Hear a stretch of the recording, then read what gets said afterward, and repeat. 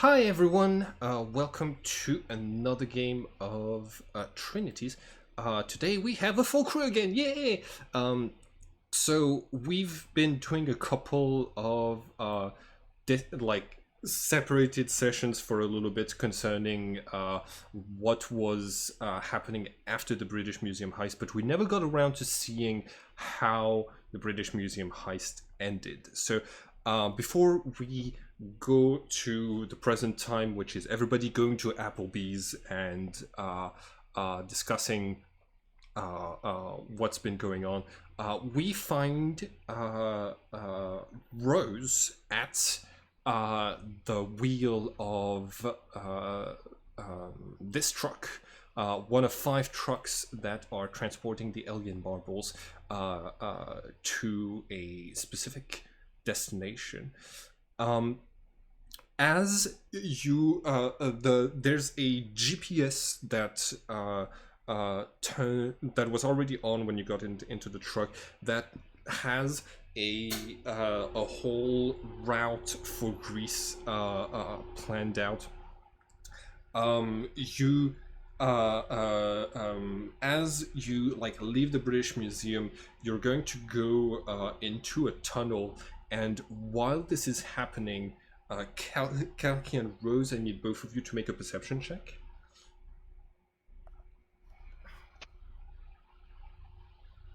Nice. All right. So, Kalki, you see that basically the sides of the trucks, instead of being like an ad for the construction company, turn out to be screens who change the color of the trucks while you're inside of the tunnel, making it look like, instead of trucks for a construction company, that you are driving trucks for some other brands. We're gonna say that they're bright red and for like a drink company. And you also you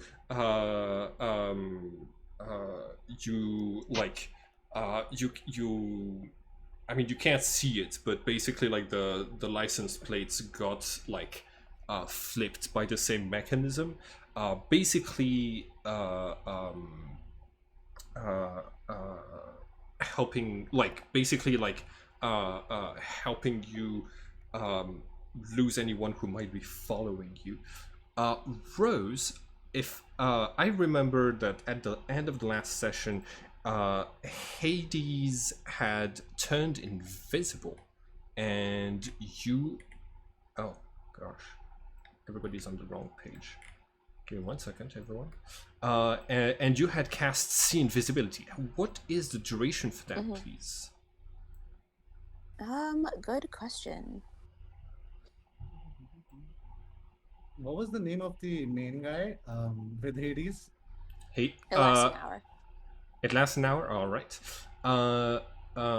So the ones that you met, Apollo organized the heist and gave all of you nice code names, based on the Greek gods, including, I think, Kalki you were called, or I think I Alessandro was was. Hades. Yeah. Kalki, you were Ares. I think Alessandro was called Hades, and then this person showed out of nowhere and ruined the heist by casting spells, because apparently Apollo was spending some other people's money that he wasn't supposed to finance the robbery of the Elgin marbles. Cool, Rose. This lasts for 1 hour, so you are able to see that as you start to drive away from the British Museum, 4 ghostly shapes are following the trucks, and they're all going to make acrobatics checks to try to grab onto the last truck. there are 4 Headless Knights. They're fully invisible. They're fully immaterial right now. But Unbelievable. but and they seem like basically they seemed to have been following you since before now. You just only now see them because you cast see invisibility. So let me roll for acrobatics for these fully armored knights and see how well they do to get on the truck. There we go. Headless Knights. So that is going to be a dexterity 1, 2, 3, and 4. Jesus. And I'm gonna say it's a difficulty 14. Hell yes! All of my all of the Headless Knights are on top of are like climbing onto the back of the last truck. While you're passing in the tunnel, you can see like their ghostly hands get like basically like getting on top of the truck behind you. What do you do, Jess? All right. Well, supposedly they've been following us for some time, so I don't think they're going to attack right now.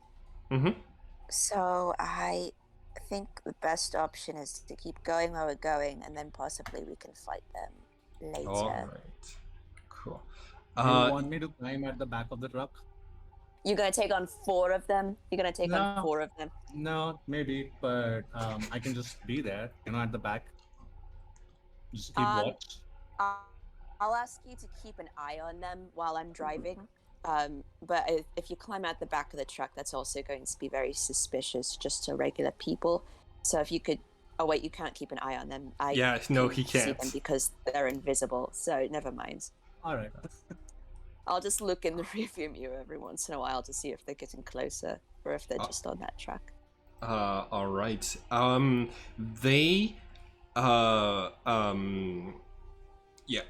So you, let's see. They seem content with being like on the 5th truck, but keeping an eye on like your truck.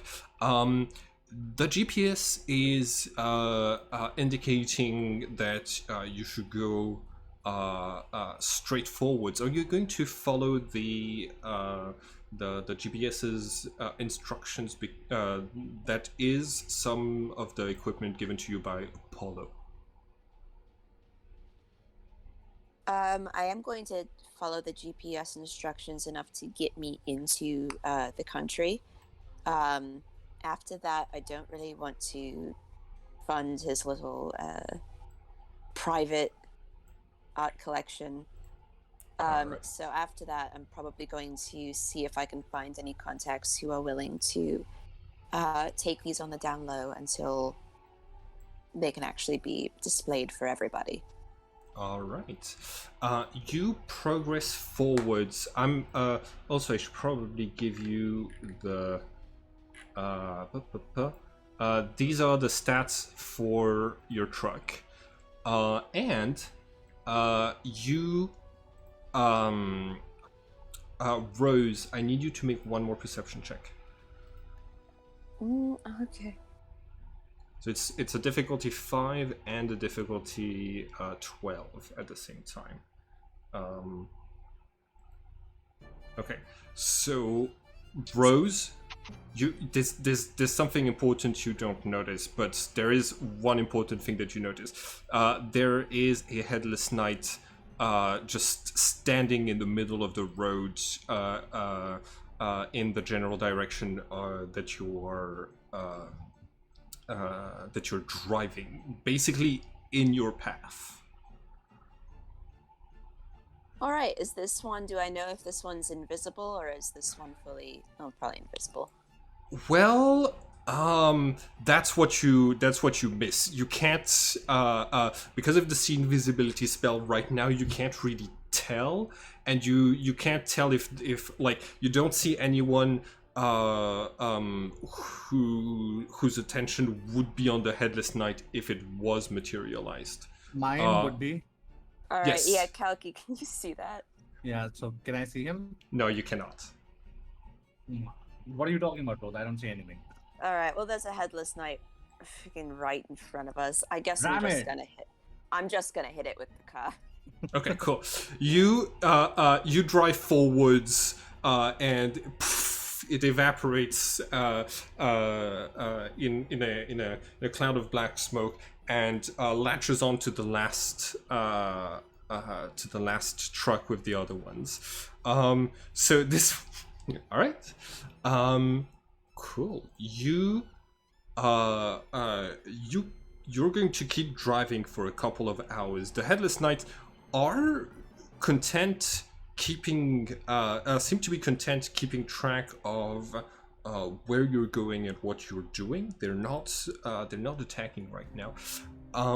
You make your way towards Greece, and I think you mentioned you start playing Mamma Mia on the way there, right? Yeah, I'm playing ABBA. Okay, all right. Can I search for some colored fluid in the truck, or maybe something that I can mash and create some powder out of? Ooh, I see exactly what you're doing. Yes. Make an investigation check.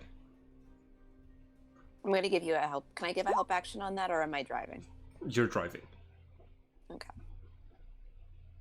I got an 18. 18. Let's see. Yeah, you find. Let's see. You're gonna find 5 large glow sticks that haven't been cracked. But once you crack them, the liquid inside will be fluorescent and greeny. You don't know why Apollo thought it was important to put 5 glow sticks inside of your getaway vehicle, but they're there. I Based take on one. everything I know about him, it checks out. I take one and I create. I add water to it, like in my canteen, and Okay. I create a fluid that's glowing. So Yeah. if a Headless Knight comes near me, if Rose tells me, I'm just gonna throw the water so I can see. Yeah. Okay, you got it. Hours pass. The drivers who are with you on this heist keep following your vehicle. You make your way to the tunnel under the channel that allows you to connect to France. Just like Apollo said, there seems to have been an accident, and so it's closed for maintenance. But by the time you get there, your trucks once again look like they're part of this construction company, and so you're led through this, and you continue for about a day until the evening starts to set over Greece, and Rose, you arrive in sight of your destination. You're not there yet. You still have time to contact your contact, but it seems that the GPS is bringing you to this expensive, extravagant villa that is very tasteful and full of pieces of art and stuff like this.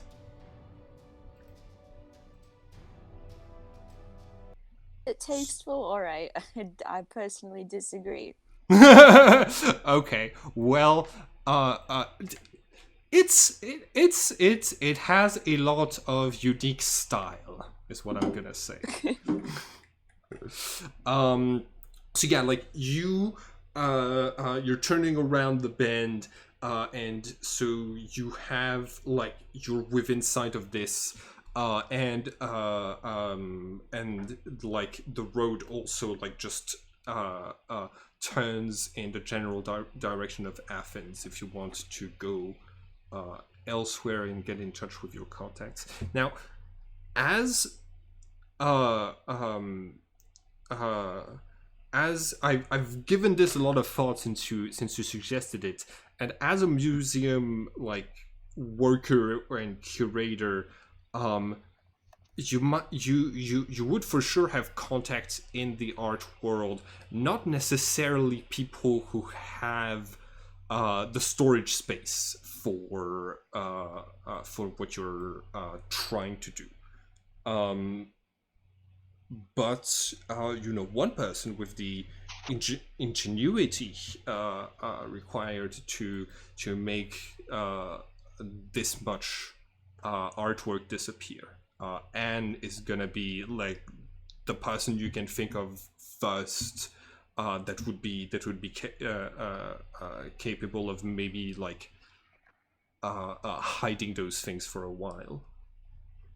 So. Oh, very well. I will call her. Issue is, I don't trust her to not fucking use them for her own benefit, but we'll just have a little chat, her and me. Okay.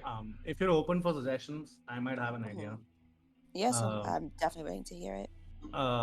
We can look up for a sanctuary nearby. We can make a sanctuary and we can dump the marbles on Mars.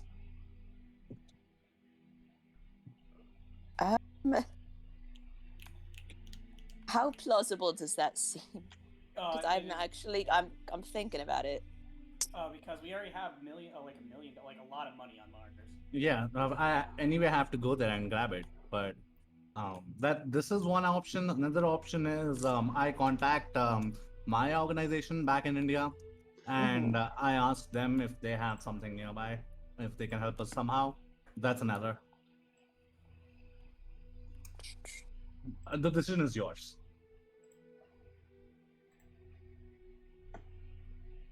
That's a very interesting proposition. Yes, let's take the Elgin marbles to Mars. All right. Kalki, you have to find a place of significance, either to the legends concerning Mikhail, or the element of fire if you want to set up a sanctuary. Let's see. We are in Athens, right? You're near Athens. Yeah. So there should be a temple of Apollo. Let me have a look. And Good. Apollo Petrus. Yes, there's a small ruined temple in Athens. Okay. Let me put it in the chat. Just a sec. Yeah, Petrus. So it is a ruined place.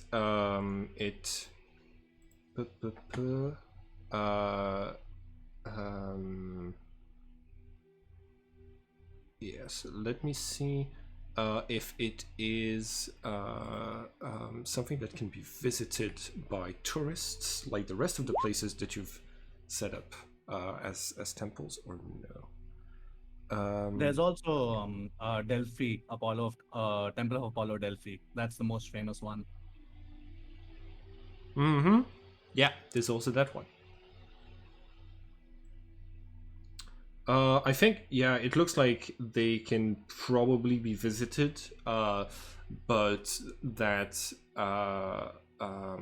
like if you find somewhere discreet to set it up as a sanctuary, you would be able to. Yes, we can do it in the parking lot.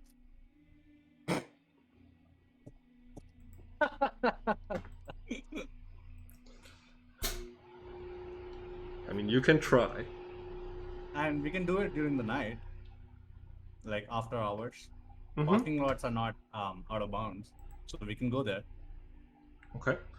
Which you need to tell me which one of those two you're interested in going to. Delphi. Delphi? Okay. This is. I'm just gonna need to check one thing real quick. You're fine with this, Rose, right? As long as like the atmosphere of Mars doesn't It's like there's an indoor house up there. So, Alright. Okay, so it also, has that. I would suggest then we quickly go to a shop and buy I don't know what's it called in English, but like plastic sheets. Mm-hmm. They're used in construction and all. So Oh Yeah. yeah. in Hindi we call it monjama. So yeah, you just buy that, put it on top of it, and I think we should be good. Hell yes. Um.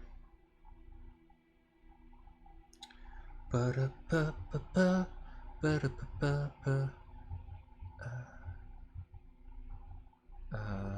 Da-da-da. Go.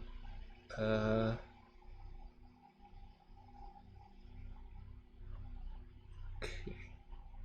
Is this the? Okay. So, give me just 1 second to check one thing. And then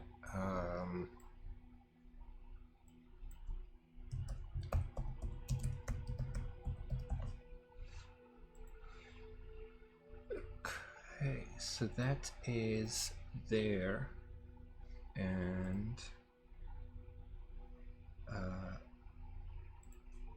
that thing is, what the hell is that thing?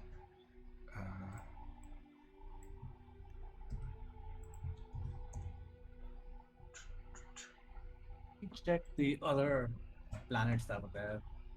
What all options do we have?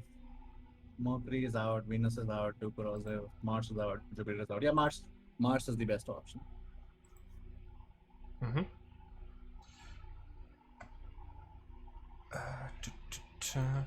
So how close are these two buildings?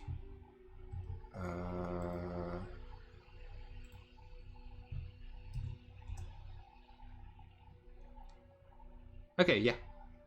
Exactly in the same place. Cool. Alright, so you you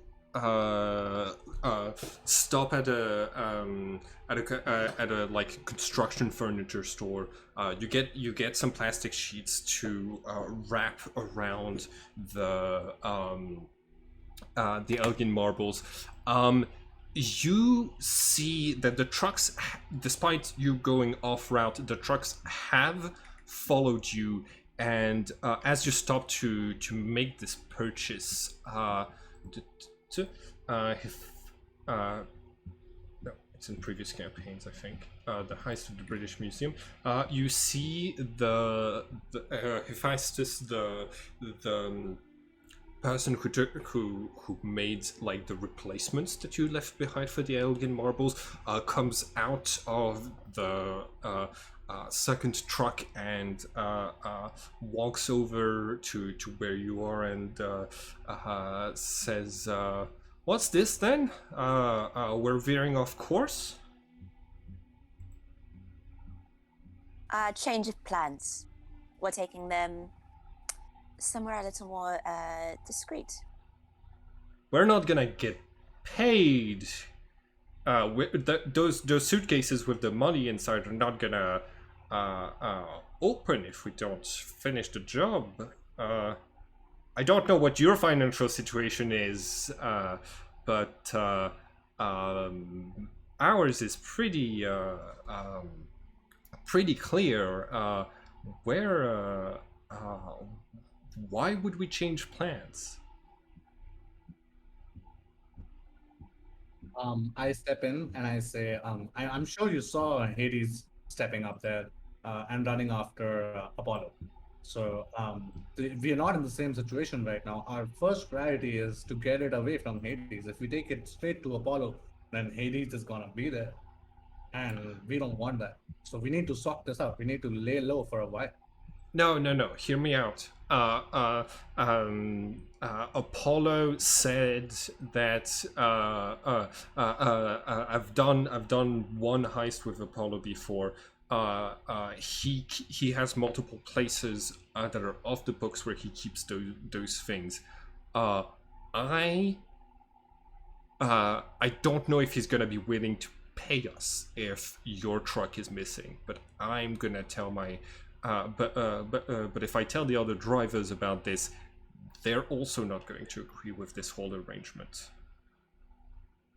And I'm telling you that if you take it to him straight right now, you're not gonna get paid either way, because Hades is gonna make sure. Hades was ready to kill us, or you forgot about Yeah, that. yeah, but he's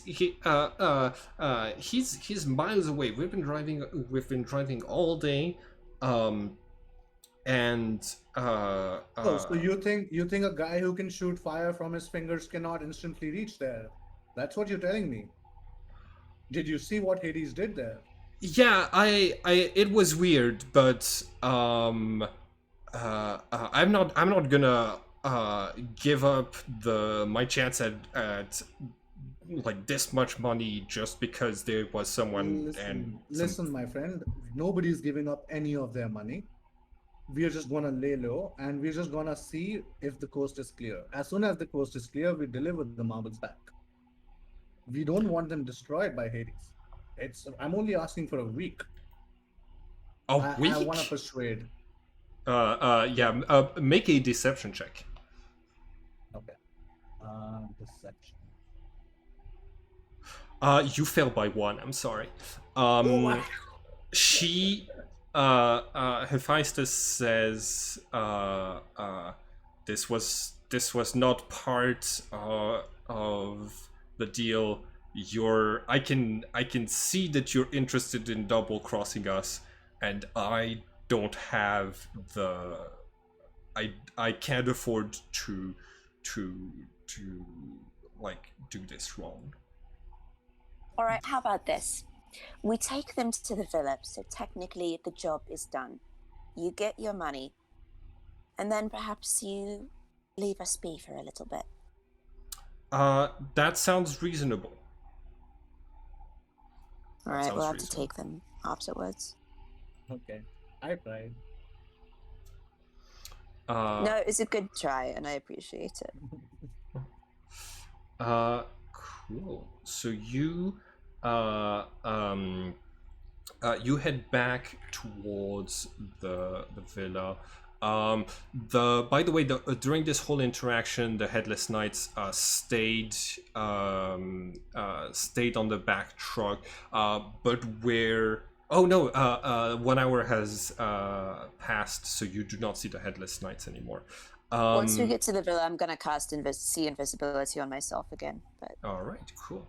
and have we like regained any of our like abilities or anything like that, like spell slots, anything? It is nightfall when you reach the villa, so you start Gotcha. regenerating everything. Yeah, so you can cast see invisibility for free because this is nightfall, so you're regenerating spell slots. You see that the Headless Knights are still in the back truck. A couple of them, actually two, have moved to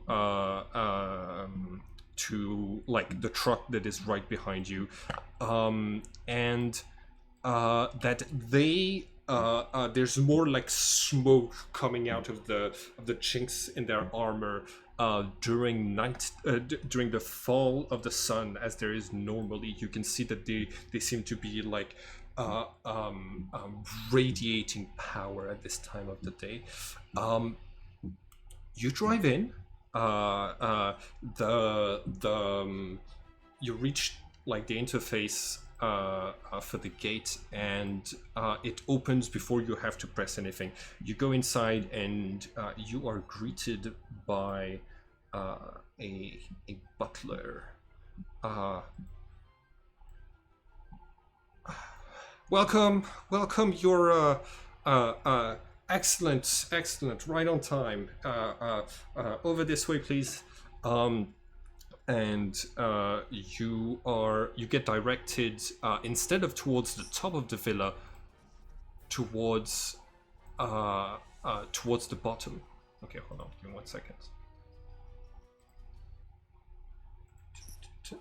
uh, there you like the two a large gate opens into this vast refrigerated chamber that contains art like hundreds of paintings,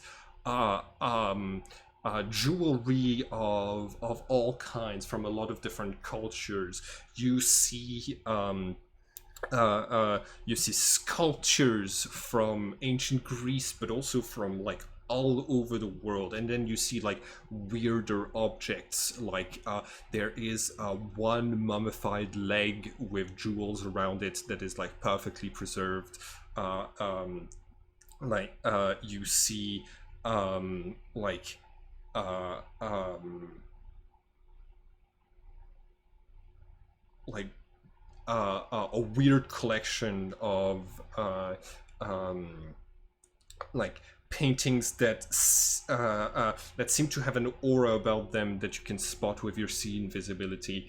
And yeah, once you're inside, uh, uh, the butler comes up and says, "All right, excellent job. I will now be checking uh, uh, the state of the sculptures, and we will, and your task here will be done." Um, Can I cast Divine Sense? yeah. Oh, so Okay. Divine Sense has a reach of 60 feet. 60 feet. Okay, cool. You can sense that the Headless Knights are here with you. They're not moving in to attack. They seem to be observing the situation. You can sense a powerful fiendish magic coming from the perfectly preserved severed leg that I was mentioning before. And let's see. A couple, and you can sense traces of undead on 5 different European paintings that are like scattered throughout this large vault. Yeah, I tell all that to those. All right. Well, interesting, isn't it? I really don't like this little collection he has. Do you want to take something from here? I mean, for future, so you can just note down, and when we come back here, I whisper to her, so like we can grab. Yeah, I have the message cantrip, so I'll message Kalki and I'll be like, do you see anything that you recognize that is perhaps not belonging to this culture? I'm also going to take a look and see if I notice anything that I think perhaps doesn't belong to him. According to me, nothing belongs to him. It all belongs to the people. Yeah. The butler comes back out of the truck and says, "Fantastic work! The security measures you made to transport these were on point. There isn't a chink on those priceless statues that wasn't there already before. I will now let's see. You see, like he pulls out a phone. He types in this really long code, and you see one like Hephaestus. She took her suitcase with her, and there's a dit coming from it, and you hear the sound of the lock unlatching. And you see that like she puts the suitcase down, opens it, and there's like a stack of money in there. The other drivers are checking the same thing, making sure that they have their money and that they're like system to light all the money on fire is deactivated, and like you see that they start to like, woo! One of them opens a champagne bottle, and the butler is like, all right, you can have all the fun you want in town, but I'm gonna have to ask you to leave. We have lots of work to do finding enough room for all of these. Well, those guys are welcome to go. We could stay to help be set up. I'm not certain that will be necessary. Your part of the agreement is all fulfilled. The master has staff prepared to come and handle this. I'm sure after the long hours of driving, you must be exhausted. Speaking of the master, have you received any message from him within the last day? There were some complications. When was the last time you spoke to him? He tends to maintain radio silence during these operations, and I am not informed about a lot of things, so that I have plausible deniability. What can you tell me about Hades? I believe that is a code name that the master used in one of his previous heists. That's all. I give him the description of the person I saw. I do not know. I do not recall a person like this. All right, you may want to get in touch with Apollo immediately, and we're gonna wait here till we're gonna step outside, take a few steps back, not into the house, and get back to us. Try reaching him. Very well. I'm going to ensure that everything is all right. But he's had a few close calls before, and you don't need to worry about him. In fact, if he hadn't typed his code in for his validation of your work being done at the museum, the suitcases would not have opened. So I trust that he must have at least gotten to safety sufficiently to release your payment. Francois, we understand how this works. We took away the marble, so he typed in this code. The last code was supposed to be yours. The complication happened after his part was done. The trucks were already out, and the complication happened then. I fully understand your concern.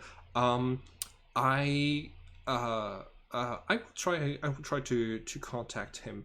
Thank you very much. And by the way, this is happening while there are a couple of like workers that are coming in. Some of them are wearing similar like suits to the butler, and they're starting to like move things around to make room for the Elgin marbles. Francois is going to head towards basically another room in the vault and to contact Apollo. What do you do? I turn to Rose and I say, "What do you want to do? Like, we can sneak in now. Try it. Oh, that's how. What vibe am I getting from these like other butlers? Is it like, are they paying a lot of attention, or is it more like? Make an insight check. All right. I help. Okay. God, Alright. I You don't think I've rolled above like a 5 today. Yeah, not yet. No. I mean, you did for your portent roll. So you get the sense that they're just like working stiffs. They're just here to get their job done. They're like this is just a work day for them. So you're not certain they're paying attention. I mean, I think we might be able to. The issue is if we run into, if we start a fight, we've got these guys, which I'm not really concerned about. Then we've also got 5 Headless Knights in the back of one of the trucks.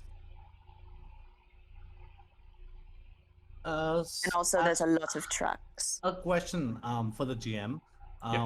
So I still have the sanctuary set up. What happens if I'm touching the Elgin marble and I teleport to the sanctuary? I can take it with me, right? No, you can take equipment that you can carry with you. The Elgin marbles are away a couple of tons, so you're not gonna be able to carry that much. Okay. It's like when you teleport, it's you and the equipment that you can carry. Okay. That you're carrying.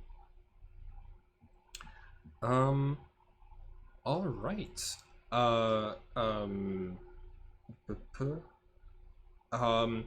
By the way, you hear yells of surprise and enjoyment coming from right, like outside of the vault, and you hear the sounds of engines getting revved up. What do you do? It's your call, Rose. I'm not entirely sure what that means. I think it's possible that Apollo's back, in which case it's going to be very difficult to get these out of here. Well, we're truly fucked, don't we? I have another idea for you. I have What's another that? idea for you. We come back here at a later time with the full party, because then it's not just about the Elgin marbles. We rob him blind. We take everything. It's a possibility. Yeah, let's lay low for now, see what's going on with that. But I don't think we're equipped, just the 2 of us, to take everybody on. That's So my maybe we thought come as back well. later. Yeah, because Hades can also turn up. Apollo also had some shit up his sleeve. Headless Knights are there. There are the butlers. There's a lot going on. All right. As you head towards the exit, you can see that each person who has participated in the heist now is now behind the wheel of an expensive sports car, and that Francois still has like 2 key rings for a red and a blue car, and he's going to say the master is all right, although a little bit shaken. He seems to be considering selling selling some of the stock that he's acquired to pay some debt, but alive and well. Here's a little bonus for both of you, and the master hopes that you will stay in touch for future projects. Which one do you want? And like he has like the a blue key and a red key for the blue car or the red car. You select your color first, yes. Partial to the blue one. Okay. So I instead of taking the red key, I give the key back to Francois and I tell him, dude, can you do me a favor? Sell this car and feed the people, feed the homeless people and agents with this money. I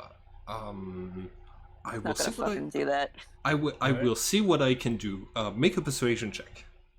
Yeah. Can I help? Any chance I can help? Nat one.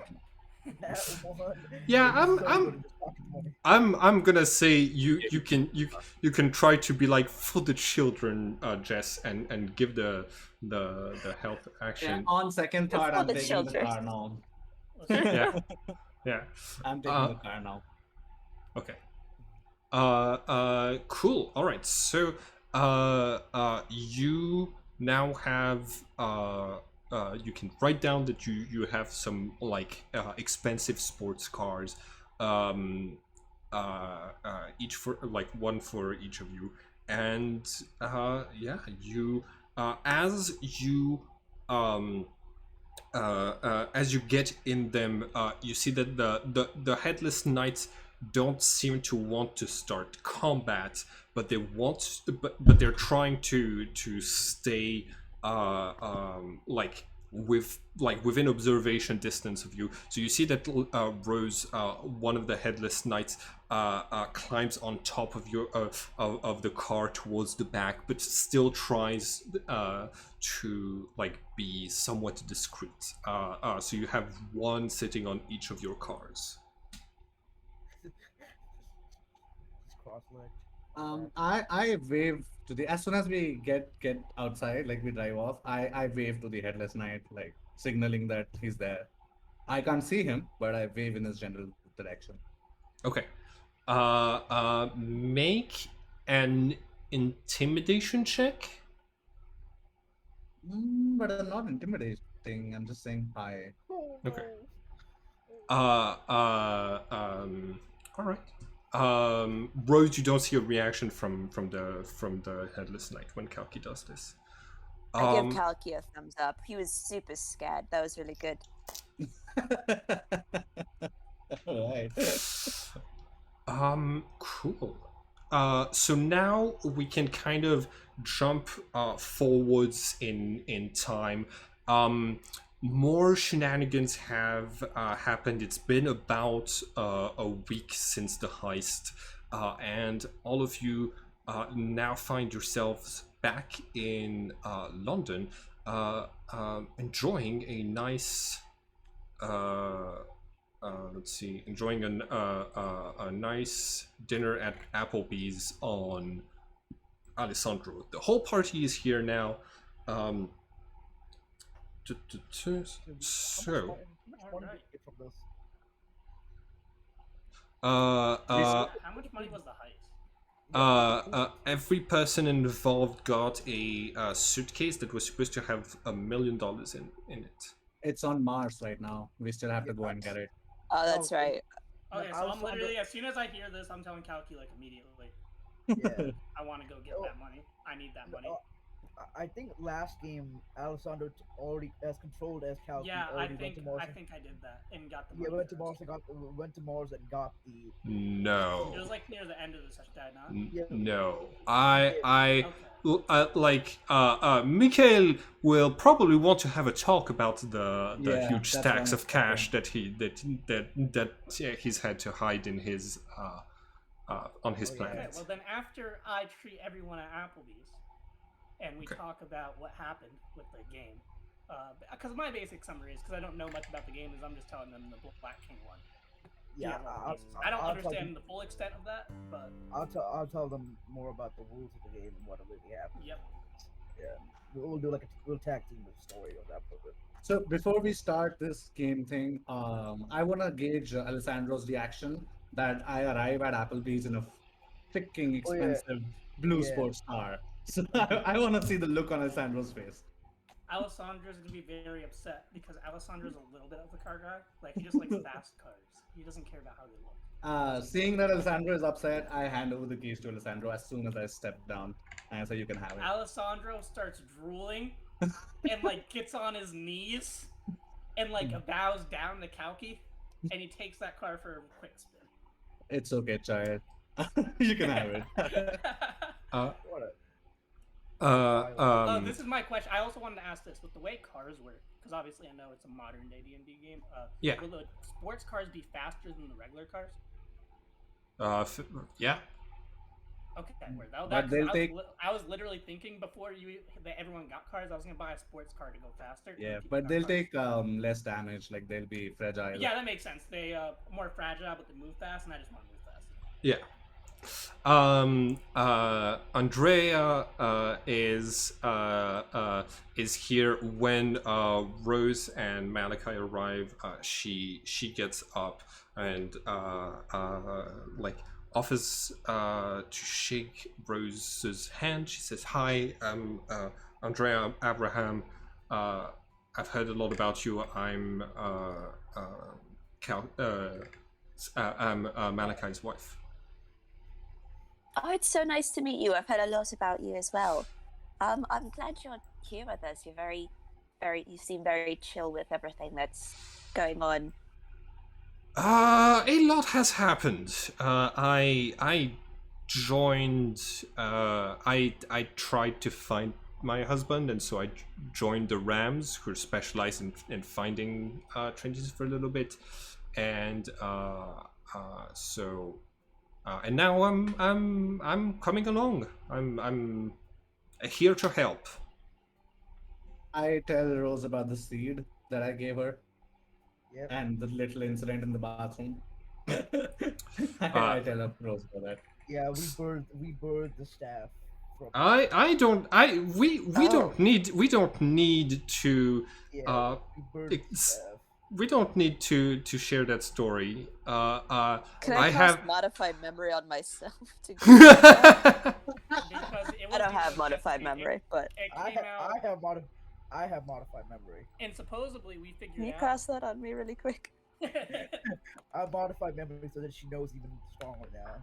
Oh. He knows it in You can- detail, like he was there. oh, no, yo, no. I'm joking. Don't waste this spell slot. Yeah, I'm not going to do that. Who said We'll it's get the into player waste? versus player if you do that. I'm fucking with for you. I get witch bolt into another dimension. All right. Oh yeah.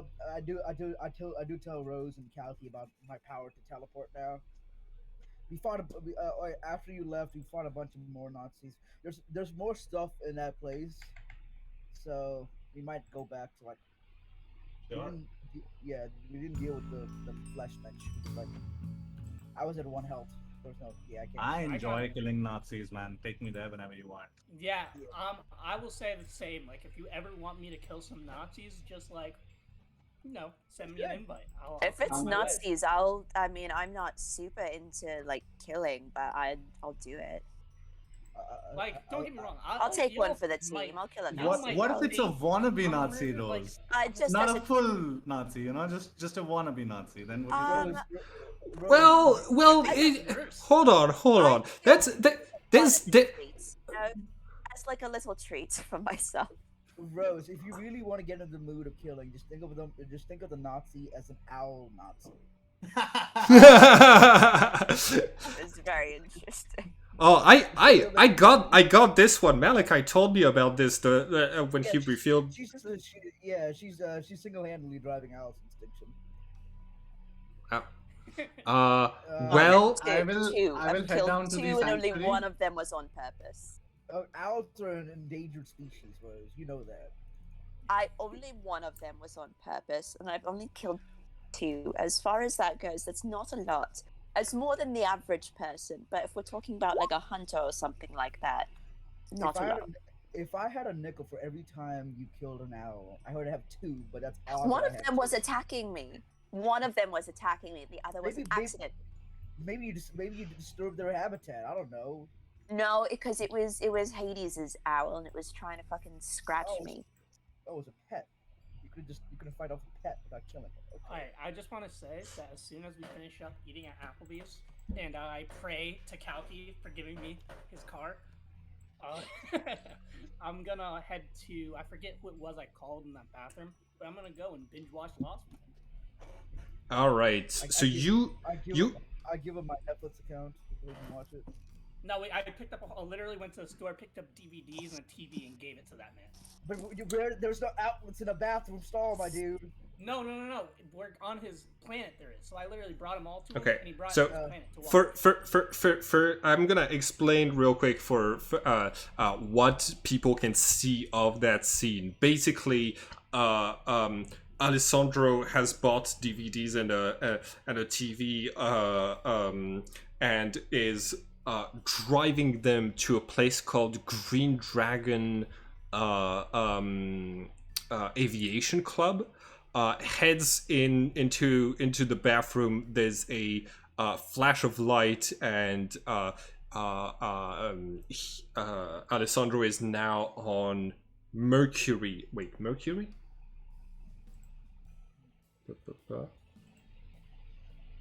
Or magic items, path items, soul blade.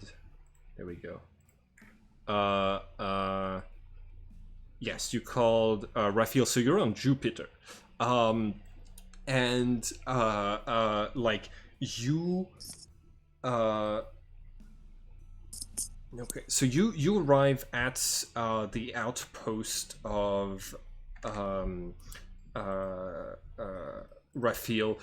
You find you find Raphael working on like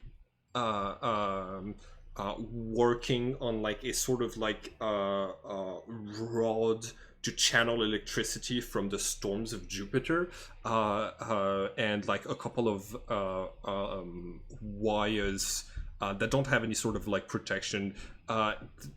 They seem to be making like some sort of like power source to the best of their ability. And you also notice that they are not alone. Give me just 1 second, because Uriel is also there, and they are having an argument. You hear Raphael saying, "No, I'm not gonna let you convince me of this. This is harmful. This goes against our programming. I'm not going to suggest that to him." And Uriel says, "But it's his choice. He should know he has that option, and it is technical. And if I could do it in the past, it's technically not harm." And like you kind of like round around a corner to find those two like extra tall guardians arguing together. What do you do, Alessandro? I forgot I was on push to talk. Sorry. Okay. I am definitely going to. I was gonna say this when I teleported in there. I brought an extra thing of Applebee's for Raphael. Right. I don't know if he's gonna eat it, but I brought it, and I got some of my leftovers for my dragon. Okay. So I'm gonna offer him that. I'm gonna act like I didn't hear what they said. Okay. Yeah. You're here. Perfect. Raphael rushes over to you. Quickly like rifles through the DVDs that you have, and when he finds the one for the last season of Lost, starts to like peruse the summary on the back of the box, and says, "I have no idea if this power setup is going to work, but we have to make it work." And if it doesn't, I could definitely get a generator from Earth and bring it back. Ooh, that actually might be more safe than harvesting the electricity of the storm of Jupiter. Yeah. I could definitely do that, and it'd probably last you days at a time. I could keep coming and refueling it. All right. Well, then listen. If we can't watch it without the generator, you should probably go and grab one right now. And you see, that right now. Uriel like places her sword between you and like the exit and says, 1 second. Immediately, Alessandro is gonna be like triggered and immediately draw his rapier because he doesn't mess around. he's like for protection. He's immediately pulling his rapier out of thin air. Don't worry. It's our programming. Our programming is to protect the 72 Trinities of Virgo against divine threat. We are divine, so we cannot hurt you. And then I'm gonna put back my sword. We have it in our programming that we can't do harm to the Trinities of Virgo, but in the past, when I was dealing with a certain one, I found that I was able to use my sword to cut a piece of that Trinity's memories, harmful memories that person wanted gone. And I was successful in removing them from his brain, thanks to my blade, without hurting that Trinity. I have been observing your actions, and I was bringing up to Raphael here that your predisposition for alcohol might be a problem. It's understandable. You've had a very hard life, and it's been your best coping mechanism. But if you want, I could remove the desire and the memories of alcohol from your brain altogether. Alessandra's gonna contemplate this, and then he's gonna say, he likes being drunk. He likes being able to get drunk. He doesn't want to be in a Captain America situation to where he literally cannot drink, no matter, like, he can't get drunk or whatnot. Because Alessandra knows, even if he cuts out alcohol, he's gonna move to something stronger. So he's probably just gonna say no. But now that he's literally getting talked to by basically these godlike figures about his alcoholism, he does like a big reflection, like, maybe I do drink alcohol. Maybe those. What'd you say? It's a divine intervention. Literally, man. Good one. Oh, no, this really. is so good. This is so funny. Divine intervention. Oh my gosh. Alessandra, like, being questioned by Malachi's wife and any other humans, he just shrugs. But by like these godlike figures, he's just like, okay, I should probably cut back. He doesn't need that, but Alessandro is definitely just gonna cut back himself on the drinking and do his best with it. Does he? That's what I'm gonna tell him. Do Trinities get withdrawal symptoms at all or no? Sorry, what? Do Does Trinities get withdrawals or no? Like withdrawal from any addiction is very arduous. It's very hard to deal with. It's let's see. Rules are unclear on this. You don't know, is what I'm gonna say. Okay. So Right. then Alessandro is just gonna basically do substitute of that, and he's gonna, like, I don't know, use chew or something, tobacco. Oh my god. I'm That's a way Trinity. worse. I'm not. Yes, it is, but I'm a Trinity, so I'm not gonna get gum disease. So that's the only reason. I'm not gonna be drunk all the time. I don't know if you switch on addictions like that. But you'll be lightheaded all the time. You'll be lightheaded, but I think you still go through those withdrawals sometimes, symptoms, but just Oh yes, like, but it's basically to get me through it, to have something Yeah. else to deal with. Yeah, and got it. Okay. To keep me busy. So Uriel says, "All right, I'm glad that you're finding your own solution to this problem." She sheaves her sword and says, "Raphael, for all of the shenanigans you've put us through, you deserve this student." And Uriel disappears, heads back to Venus. All right, I'm gonna be like, well, okay. And then I'm just gonna turn back and ask him if he still wants that generator. Yes. Okay, perfect. So I'm gonna spawn my dragon. I'm gonna leave my dragon there. And I'm gonna tell him I'll be right back. Okay, cool.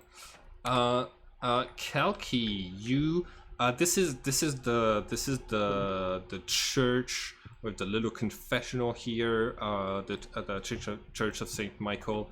That you have made as your sanctuary. It's also in London, so you can head off there after the Applebee's. Is that you wrote down that you wanted to do that, right? Yes. All right. Cool. Yeah, it's time to talk to what's his name? Mikhail. Mikhail. Yeah. Yeah. Uh, so, do, do, do. You head. So it is night by the time you get there. Your the place is open, and you see that uh, um, there's like 5 people here. Everything is lit by candles, and there's a priest who is like kneeling in front of the altar and reciting a prayer. I would like for you to make a perception check, please. 10. 10. All right. Yes. Y- all right. You get to the confessional. You call upon Mikhail, who appears in the appears as a sword in the confessional on the other side, and says, "You have been very busy." Yes, I did tell you that I was busy, but I'm free now. So if you have any questions, this is the best time. We can sit. We have some time. We can go to Mars and talk. Let's do this. Grab onto my hilt. You grab on. You get transported into you get transported to Mars. Mikhail is you don't see the suitcases where you placed them the last time. You don't see them in this room. When you get to Mars, what do you do? I sit down, resigned, like my body language is very loose, and I say to Mikhail, I noticed that you have moved the suitcases. I told you not to touch them, but you still touch them. It's fine. You can tell me later why. I'm sure you have questions. So let's begin. Uh, I I merely moved them to a more accommodating place. I apologize. It's all right. Um, you sh-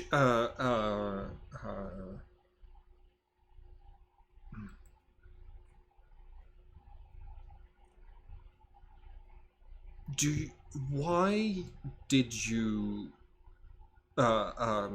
I've asked the others who were watching over London while this was happening. I was not, and they told me about a heist at the British Museum. Why did you steal a sort of magical artifact that is important to save the world? No, it is not. It is not important to save the world. As far as I know, it was just a heist that all of us decided needed to be done. It was a group decision. Do you disapprove? I do not disapprove. Your teamwork has been excellent, and you managed to get out of that situation. And illegal activities are going to have to be done because some of the laws of man stand in your way of what you will be trying to do at times. I'm more worried about the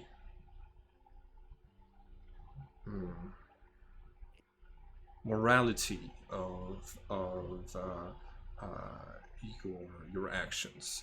A true knight, a true knight on the path of the sword must endeavor to act righteous. Right. And I can assure you that I absolutely acted righteous. I do not want to hoard any form of power for myself because that's what money is and that's what it brings. I will not own the money that is involved in this. I already gave my car away to Alessandro. I will not own these 1 million cash. I have no interest in power.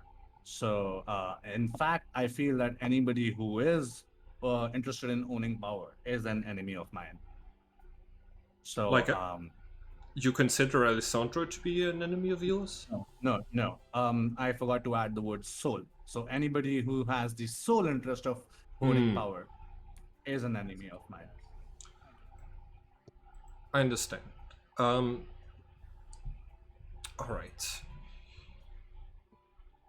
Well, I suppose that's all we have to talk about. I would like to suggest some training exercises that we could do this evening before you need to head out. And Absolutely. all right. So yeah, you, BK is going to like give you like instructions on like basically like dueling with him as like part of your what you do here, what you're training to do. When you draw your what did you call your soul blade? Your chainsaw? Sorry. Yeah, chainsaw. Chainsaw. That's it. Mikhail is going to notice the extra symbols that are on there that were not on there before, and pauses the fight. Says, "Wait. What happened to your soul blade? What is this?" So I think this happened with Jimmy, right? Yeah. Right. So I tell him about my adventures. I tell him about Moregu and all that jazz that happened, the mist and everything. The new symbols appearing on your soul blade actually happened at the start of the previous session in the Garden of Spiders, where like once you were done like fighting Nazis, right? You noticed the that thing with us was on your chest was the ram symbol on the area chest. Right. I forgot about the symbol as well. That's right. Got up my note keeping. So I tell him about the Nazis, the garden, the spider eggs, all of that jazz. I tell him about the ram golden symbol on my chest, everything. Can I? Absolutely. Okay.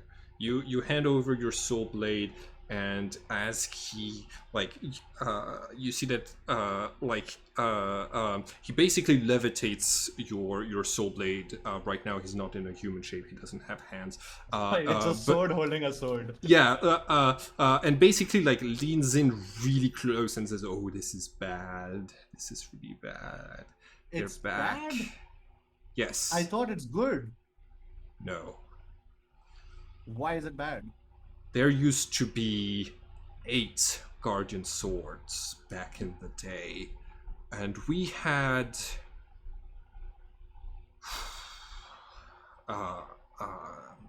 some bad things happened. One of our own, his name back then was Cronil, we now refer to him as Kronos, went berserker when he and charged into the fight ahead of us when Sagittarius came to Earth during Sagittarius's millennium. After that, It was even worse when Ares came down to the world and we had to push him back. He went on a murderous rampage that defied his own programming. After Ares left, he was still killing humans, Trinities, even Trinities of Virgo. We had to do something, so the four guardians that you know, we made the decision to take him down. We cut him to pieces. We scattered his sword and all 7 pieces of his body, so that he couldn't be brought back to life. But the others, the other 3 whose symbol now appear on your soul blade, they didn't approve. Malakil, now his Malakan, he convinced the others that we had failed, and convinced the other 2 to leave their posts. They became vagabonds. We call them the Vagabond Sons, and we haven't seen them since, but they've been gone for millennia, and that's why were they dangerous? Just each of them just as dangerous as a guardian sword. No. Did they go berserk or on a murderous rage like Ares and Kronos, the vagabonds? I've never seen that, but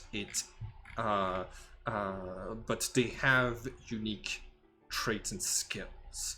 This is right. So do not assume that they're not on our side. Let's see if the 4 of you can find them. Let's try and talk to them. Let's show them that their cause is not lost yet. We ended on bad terms, and somehow they broke their programming to leave their post of watching Earth. They broke the rules that Virgo gave us, that gives our life meaning. They're unpredictable now. Mikhail, that's what life is. I mean, that's how we live every day, and that's how humans live. Right, and you don't know how, like, the divine whatever you are supposed to live. So give them a shot, and if you ended on bad terms, and if somewhere down the line it was your fault, maybe it's time to apologize. I don't know, but try to find them. Let's just not jump the gun and assume that they're not on our side. That there might still be hope.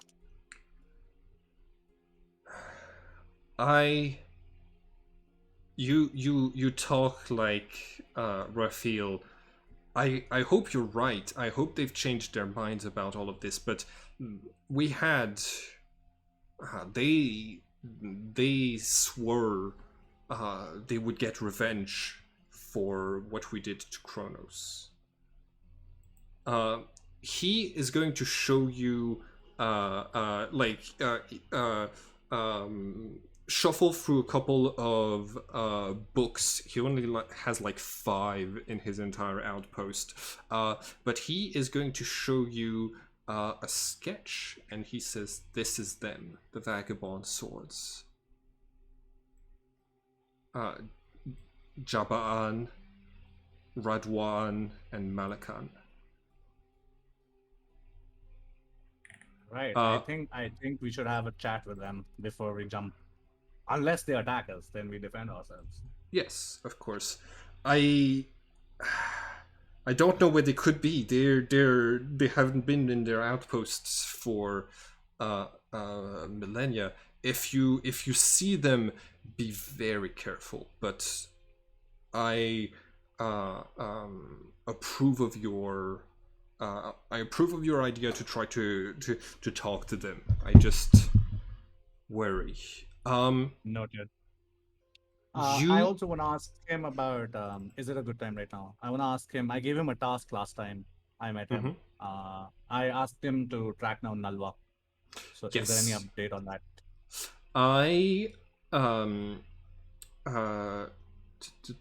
So I have looked around far and wide. It took me a little bit of time, but I did find now. He was I like you see that like Mikhail like turns his gaze towards Earth, and you see that his like divine eyes kind of sort of glow as he like looks at the blue planet, and he says, I saw him at yes, he's in Houston, where the he's near the ranch where you entered the labyrinth, the ranch of the Montclos family. He's near there. Can you give me exact coordinates? I can tell you that he's basically been scouting the farm for a couple of days now. He's not a captive? No. Oh my god. Okay. Can you tell me anything else about him? Who he's working with or anything at all? He seems to be working alone, from what I can tell. He doesn't seem to have any backup. He has the funding to do his investigation, but right now all I've seen him do is go from his hotel to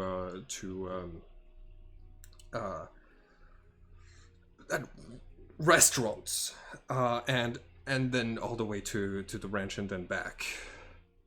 Okay. I take the name of the hotel from Mikhail, and my intention is to go there like as soon as I can, unless there's something of the party plan. But my character would definitely rush there. Okay. All right. Mikhail is going to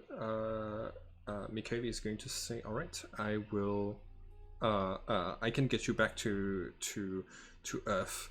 Yeah, give me the money, please. Before Let's not forget that.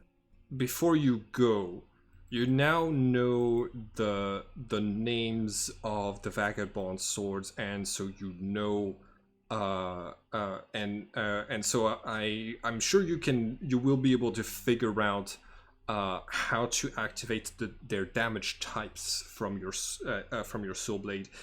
I would not recommend using their symbols. Doing so, at least until we know that they're on our side, doing so might attune your soul blade to them even more.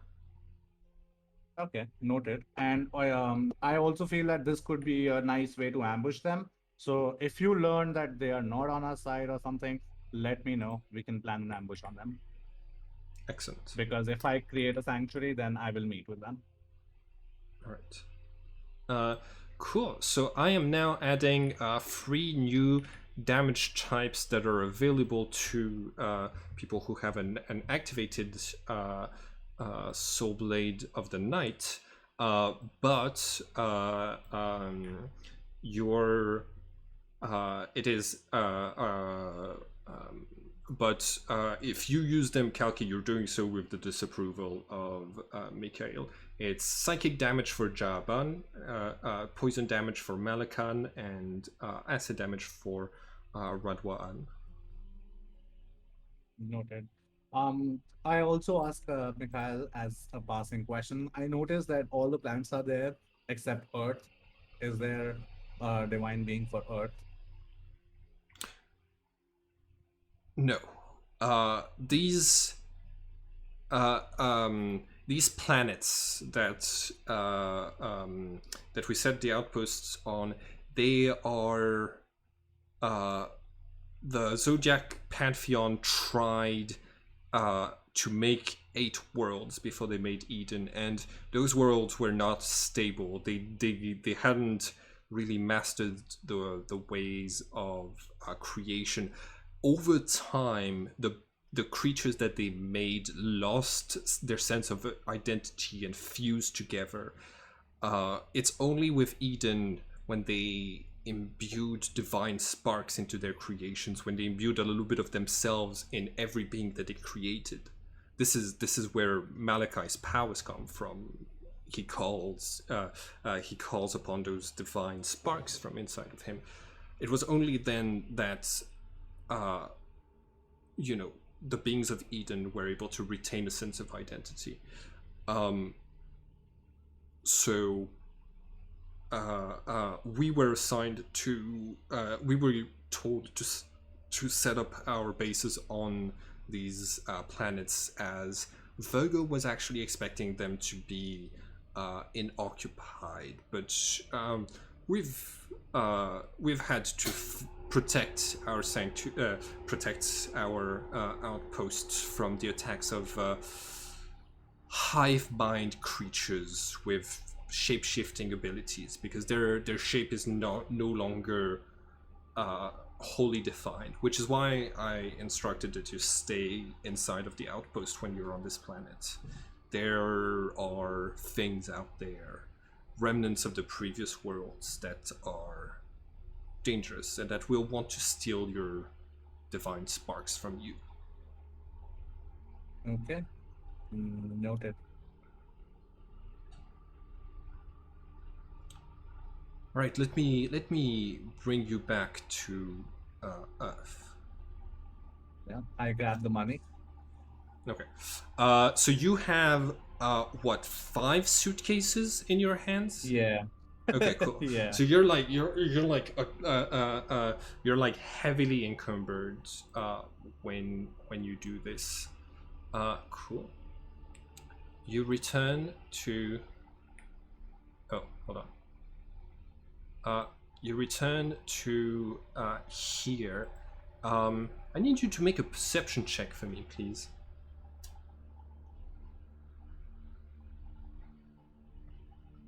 Okay, 4. cool. All right. Cool. So you return to the rest of the group. Where is everyone else? Jimmy, for example, what would you be doing after the Applebee's? Just going to the local bar club. Hanging out. I don't have any reason or thing to actually be doing or heading towards, so I'll just kind of be hanging out at the local bar club with my people. All right. Cool.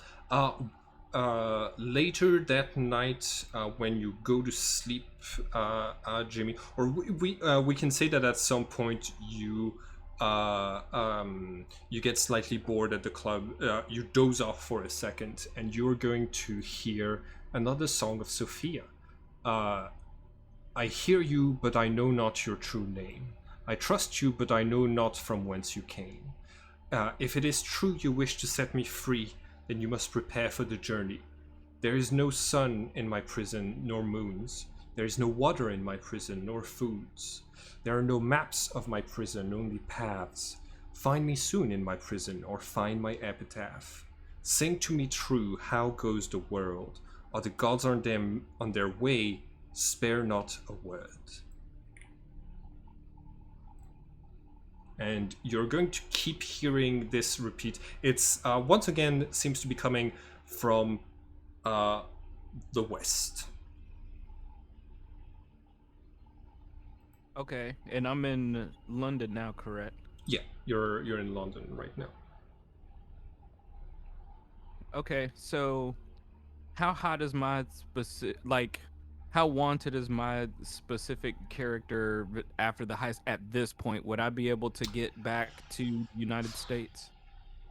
Or do I have to sneak my way back to the United States?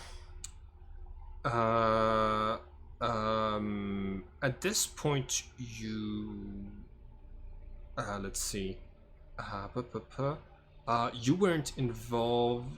So the British Museum heist was reported on as simply a gas explosion that happened. So like the heist itself was not reported on.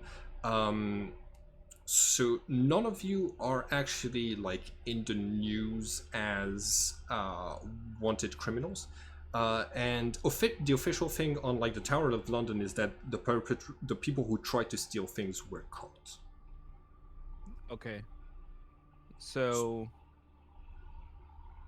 Yeah, there's a good chance you could go back to America. okay. Where is? Do I know where everyone else is? Like where Kalki, Malachi, Alessandro, Rosa? Do I know where they are? We all kind of just separated after the Applebee's. Right. I came back to Applebee's, and just want to add there, if you're going to US right now, I will be coming with you because I need to go to Houston. Oh, if he's going to the U.S. and tagging along, because Alessandro was literally just planning to travel to go get another sniper rifle. Kalki arrives with those like 5 large suitcases. Jimmy, you basically get a text while you're at the bar to meet back at the Applebee's. Do you want to head back there? I go back to the Applebee's. Yeah. All right. I'm gonna head to the Applebee's as well. Okay. Before I go shopping, because I don't have a lot of money. Malachi, what have you been doing in Malachi, when the party like left after eating and scattered, what would you and Andrea have done? So first things first, I forgot what the response. I forgot what the response was, but I'll do the staff guidance thing again, just Okay. to know what's the closest place to go to. You get, I think we established like something like 350 miles to the south by southwest, and you checked on your phone, that was Paris. Paris. Yeah.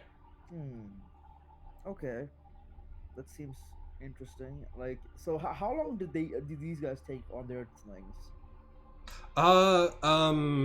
We're gonna say that like it took both of them like 1 hour to go and visit each of their. I can say I can go to Paris. Okay, all right. Okay, this is just because of my just curiosity about the nature of this world. I go to Buckingham Palace, like the front of Buckingham Palace. Okay. And I kind of start doing like detect magics as I like walk the perimeter and see if like if I can sense anything magical inside. All right.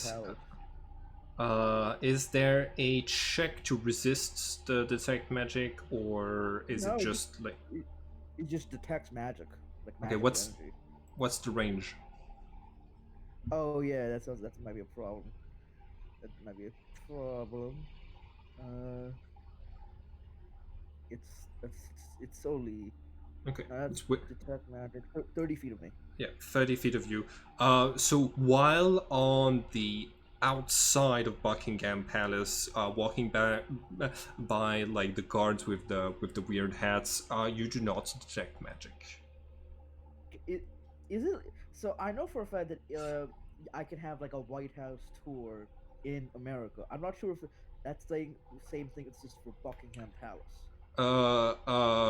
Yes, but not all of the sections, and probably not at the current time. Andrea is with you, and after like 10 minutes of you trying to detect magic, she's going to say, "All right, I can think of something more interesting that we could be doing." Okay, fine. I'm running on fumes right now. Me too. Huh? My plan was to impersonate the queen and do something stupid, but I don't know. What's your plan? Find a Lova hotel.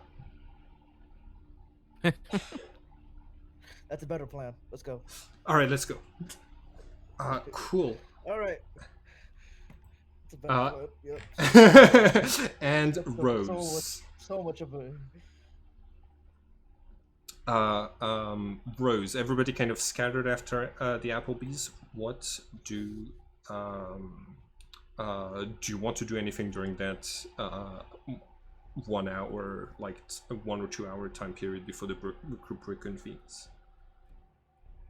Yeah, I want to go to the library, and I know I can't check anything out because I can't really give anybody my ID right now.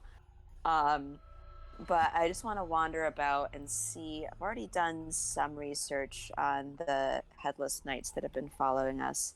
But I want to see if there's like anything I can find that would like maybe get them to stop following us. Yeah, for sure. Make an investigation check. Right. Okay, so. God, Oof, that does not sound very good. I have a fucking +7 to investigation. Did you I roll a rolled a natural? 3 on this. Okay, so that's a 10? Yeah. Okay. I need you to make a wisdom saving throw, please. Oh no, Oh, Lord. why? Well, it's more of just a wisdom roll, but if you have proficiency with the saving throw, you I can- do, you so I'll do that. can- let's see. Another 10. Oh my god. Okay. That's the highest I've rolled today. It's a 6. All right. +4 is 10, so. Uh, um. Right. Okay. So you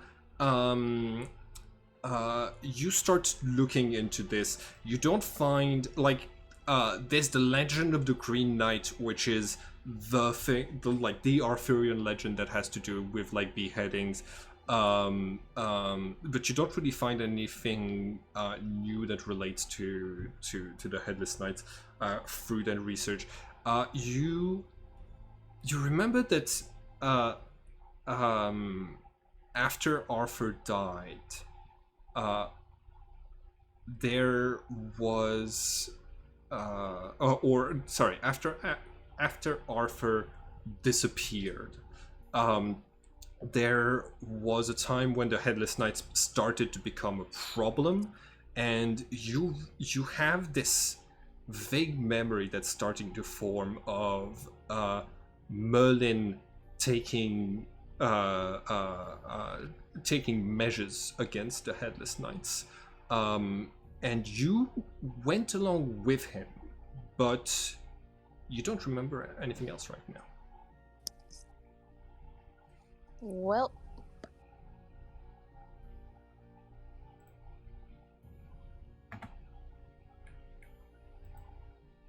That was my thing. I do have something that I want to do while I'm waiting for everybody to show up to Applebee's. Okay. I want to practice those glyphs from the where is it? The petroglyphs. I can't. They're gonna be in Yeah, the okay. handouts. The recurring symbols. I Yep. found them. Yeah. On some napkins to see if I can figure out what those other elements were, but I don't remember what I rolled. I don't know if I think it was performance. I'm not sure to trace them. Yeah. Roll. I think Arcana, and if you take your time, if you're trying to figure this out. So this is an Arcana check. Okay.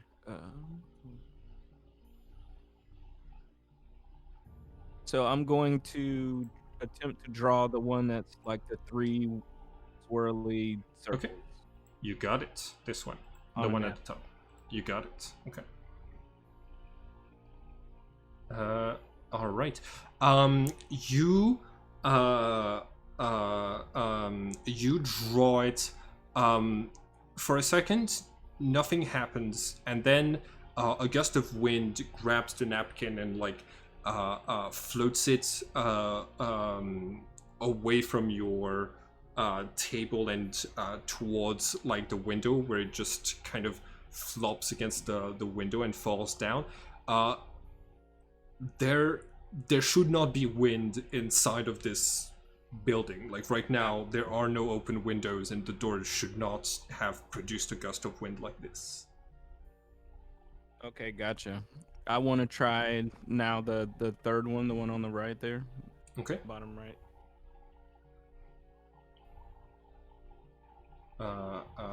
Yeah. Got it. Nothing happens. I just drew it badly, I'm assuming. You. Nothing. I mean, probably. Okay. I don't necessarily need to give you an answer for this. No. Yeah. Is it something I can try again, or is it Oh, yeah, for something I sure. will need to wait to For try sure. again? For sure. Because I'm just like gonna sit here and just practice these until they show up. Because being able to draw upon these elements whenever I want may be relevant, and I'd need to know which drawing does what, and I don't right now. You got it. You got it. All right. So you you draw this symbol, and this time like you're doing it from like from memory, but you're certain you're doing this right. Your friends start to arrive back in the restaurant. So you get distracted by their arrival for a second. When you look back at your table, the whole thing is on fire. Of course it is. The basically like the sprinklers activate. You see like one of the waiters like rushes to grab a fire extinguisher and just like the whole thing. Okay. Yeah. As they're coming in, I walk past them all like we gotta go now. We just gotta leave now. Roll for stealth, please, because you were the only one at that table. Okay. Hey, you! That was your table. What happened? What did you do? I have no idea. I was sitting at that table and it caught on fire. I don't smoke or anything. I have no idea. I was gonna ask you what happened. I was coming to find a manager right now.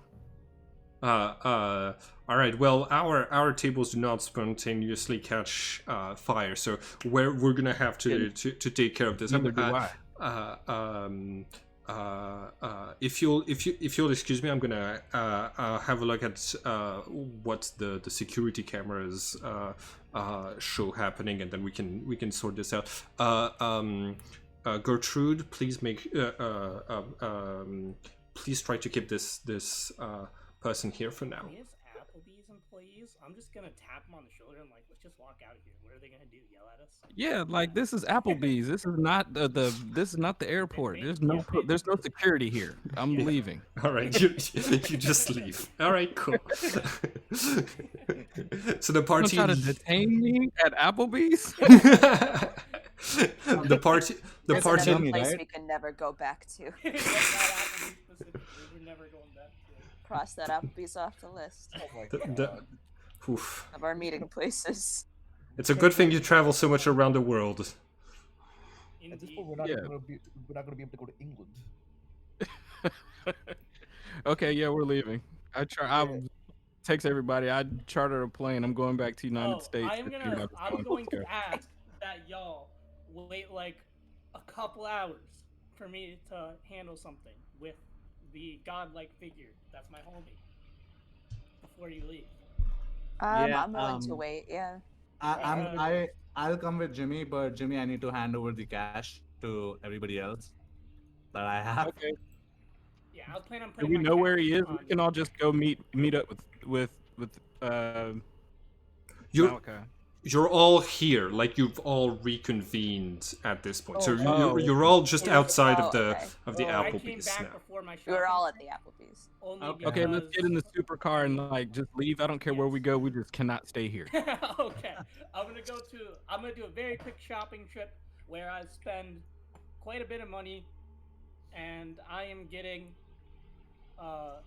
a generator gasoline, Okay. Oh, Jesus. solar panels as well, because Alessandro, being smart, realized the fumes might be kind of toxic for him being up there if it's on all the Oh, time. I see So what he's you're gonna get some going solar panels, see if that works out. Try a different method, see what works best. He's gonna get a lot of uh, aspirin, and he's going to get uh, one bottle of alcohol, and he's going to get some chew. Oh, All right. And he's going to put most of it in a bag and just go in quickly.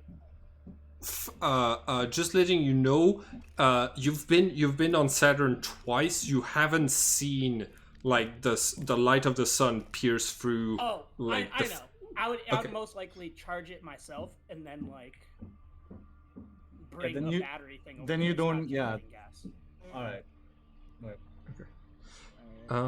Cool. So And I buy a safe. I know the safe's gonna be quite a bit. It's gonna be like $800-900, but I buy a small safe. Okay. Yeah, I I got like a tiny safe in my house for like 300. Can it hold $1 million in hundreds though? I That's a serious question. I don't know how much $1 million. Also, logistically, can't. Oh yeah, let me look this up. How Yeah. Okay, cool. Yeah. hundreds? I have to divide the money for everybody. 10,100s. I know that. Oh yeah, that makes It's sense. That's just- mathematically correct. That's mathematically correct. Yeah. It's just I don't know how that would. Like I looked at it and it says like 3 feet tall because I did look it up. It was like 3.5 feet tall stacked. Yeah. Are we just carrying around $1 million, or is there like a safe space? We can't put. Can we put it in the bank? Can we make Probably not. Kalki, can you put some of this back on Mars? Well, that's where I'm going. I could probably get a big enough safe and put all of our. I know money you in it. just got it, but Am I audible? Like that's first of Yes. all I want to know. Yes. All right. Okay.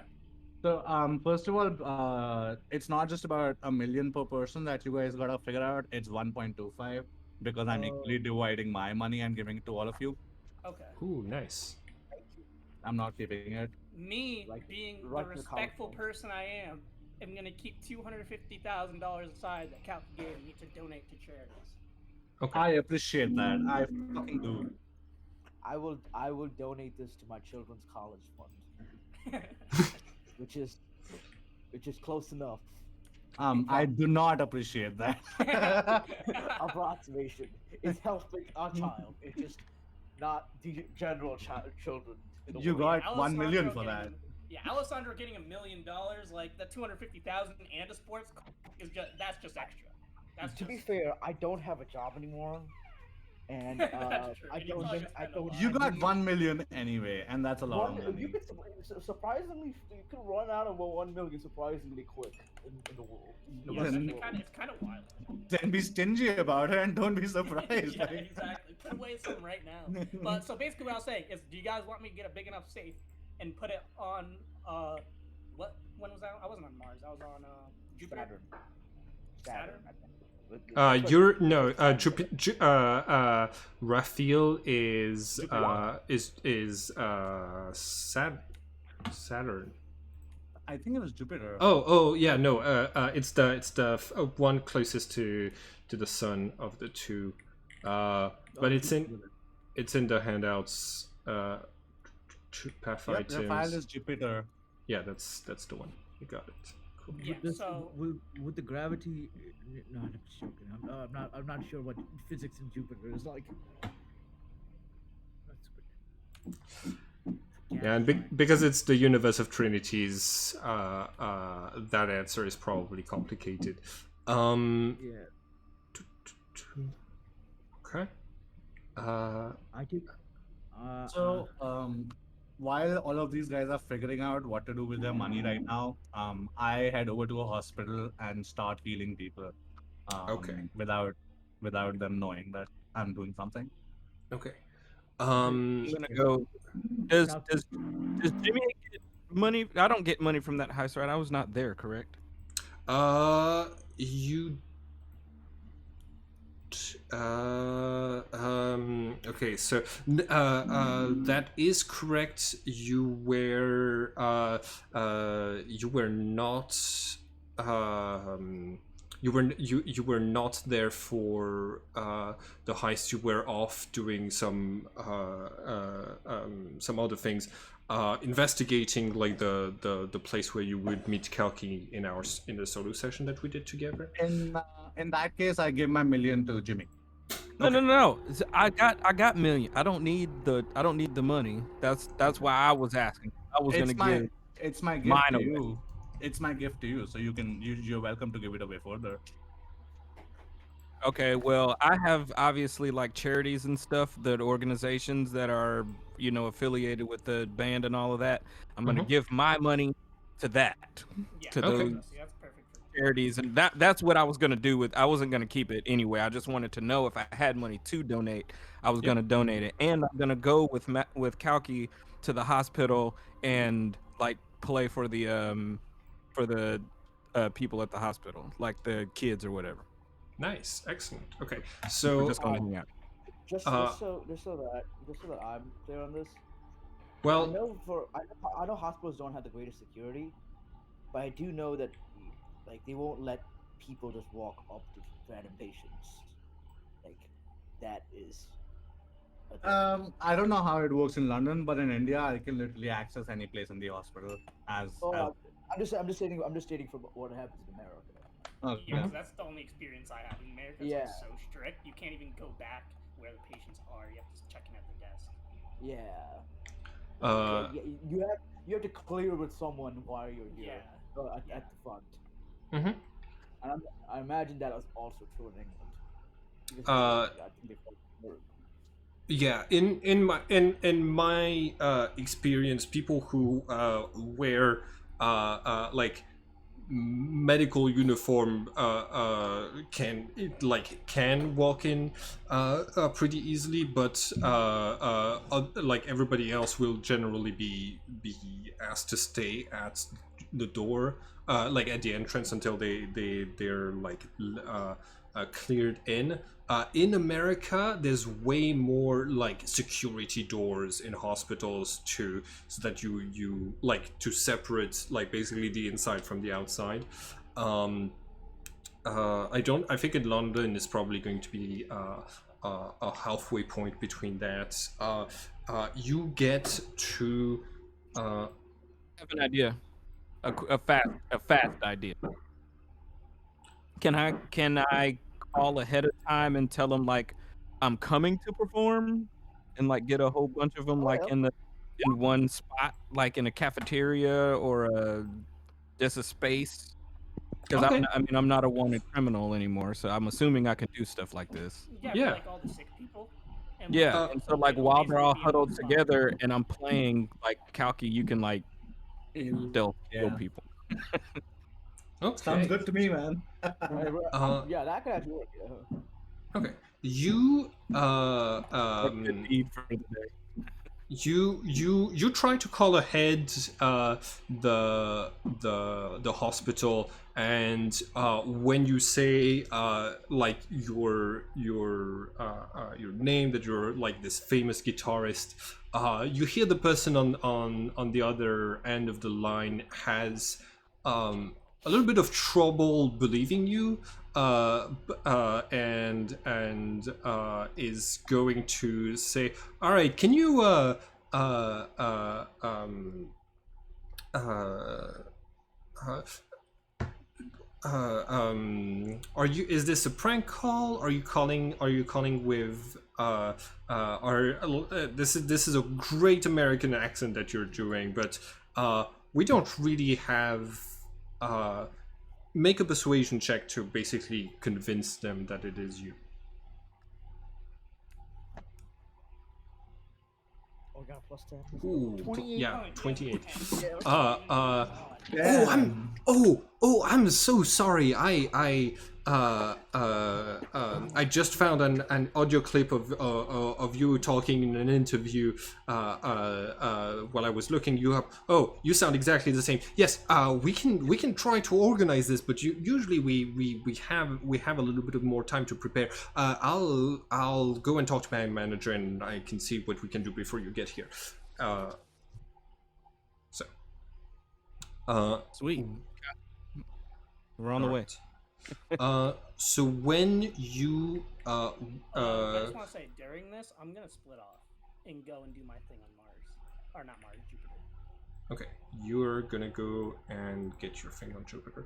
All right. So Kalki and Jimmy, when you when you arrive at the hospital, you see that like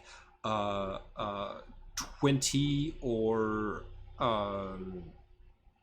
20 or so patients are in like the cafeteria, and the person who's at the front desk like sees you come in, comes over and says, "Mr. Fingers, correct? You're it's very nice of you to come here and do this for the patients. Uh, uh, Please, if you'd like to follow me. Usually we get calls from like the agents telling us a bit in advance, like about a week. We haven't had time to really like. I know that some of the kids here are fans of yours, but not everybody might know who you are. And like you see that this receptionist, his eyes turn to Kalki, and he says, "Oh, you're Blue Man Kalki from Instagram, right?" I don't have an account on Instagram. Oh no, Yes, no, this it's I didn't think it was your account. It's like you see the receptionist shows you that there's basically like people have been spotting you around London and in other places, taking like pictures of you, and there's basically like an account dedicated to getting like a bunch of pictures of you, because you're really buff and really blue, and so like you see that like you've gone trending throughout your through your days here, Nice. and Yes, there's I walked. there's a single blurry picture of you in a construction hat at the British Museum that someone swears it was you, but during the heist, but that nobody believes. Right. I'm just interested to know about this, so I spend 5-10 minutes with the receptionist, Okay. going through the account, going through the different photos. Yeah. Like, Yeah. yeah. So it's not just photos of you in London. You do tend to like attract enough attention that when somebody like Google's like blue Indian man on like current I also want Mhm. to notice whether there's an image that catches my attention or an image that is not me or something that I might catch or might raise suspicion for me. Yeah, make an investigation check. Okay. 19. 19. There. Let's see.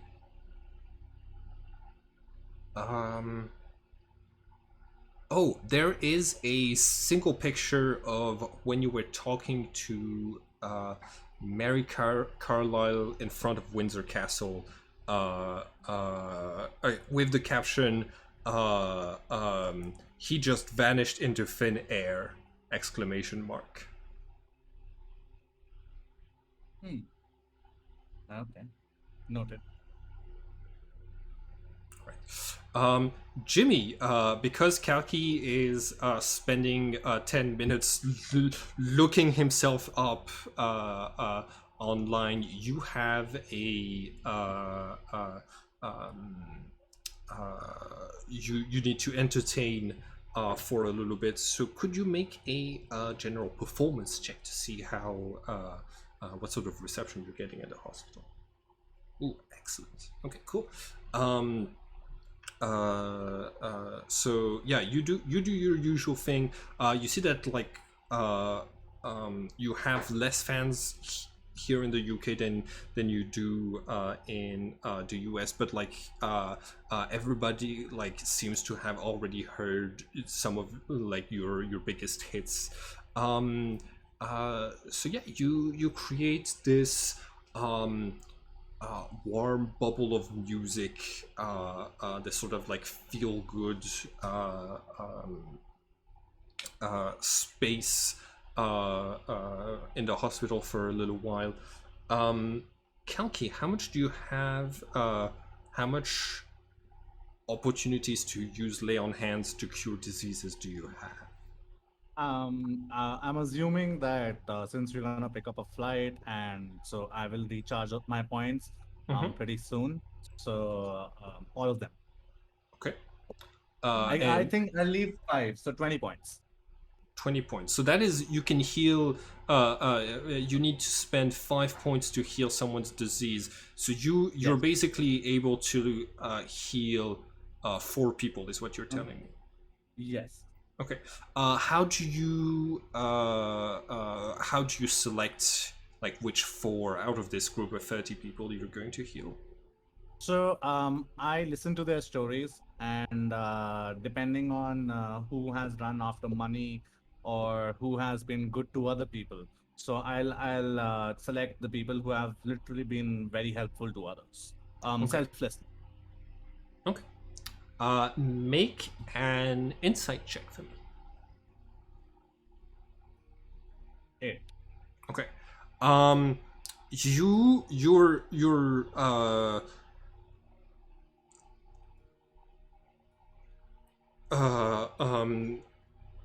in that moment, you're not exactly the best judge of character.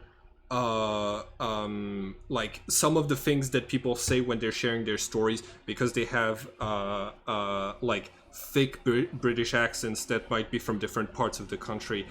You don't necessarily pick up on everything that they're saying, but you select 4 people, and I would like for you to make a stealth check to represent how well you. Okay, cool. You're able to you find a way to like put your hands on people's shoulders and things like this to heal them. No one notices that what you are doing while you're doing it. Awesome. But you have healed 4 of the patients that are here. I think that like 3 of them were must have been some like kids or teenagers that are here that were particularly fans of Jimmy's music. Nice. Cool. They Okay, get to cool. live their long lives. Yeah, that was nice. Yeah. Okay. Alessandro, you want to go to the Green Dragon Aviation Club. Cool. You enter this place. You head towards the. Do you always go to the bathroom? There's also an elevator if you want to like I'll summon. just do like a whole bunch of different stuff, like every time I go there. Because I'm assuming the sanctuary is like inside of it, right? It's just inside. Yeah, like Yeah, basic. so I'll just literally just do a whole bunch of different places every time. Sometimes the bathroom. Sometimes I'll actually be doing something at the club and just like I'll just make it so whenever I think I'm alone, I'm probably gonna. I would like for you to make a perception check, please. Okay.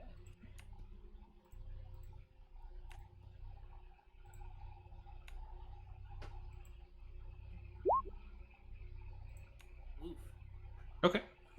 My You. dragon has. Oh no, never mind. My dragon's on the planet. Continue. Sorry. You're. It's on, Jupiter. Where is your dragon? You said. It is on Jupiter. Oh no, did I come? No, I already came back with the stuff and gave it to him right after. So no, Yeah. No, my dragon's on Jupiter. Yeah, no, I think my dragon's on Jupiter. I purposely left him.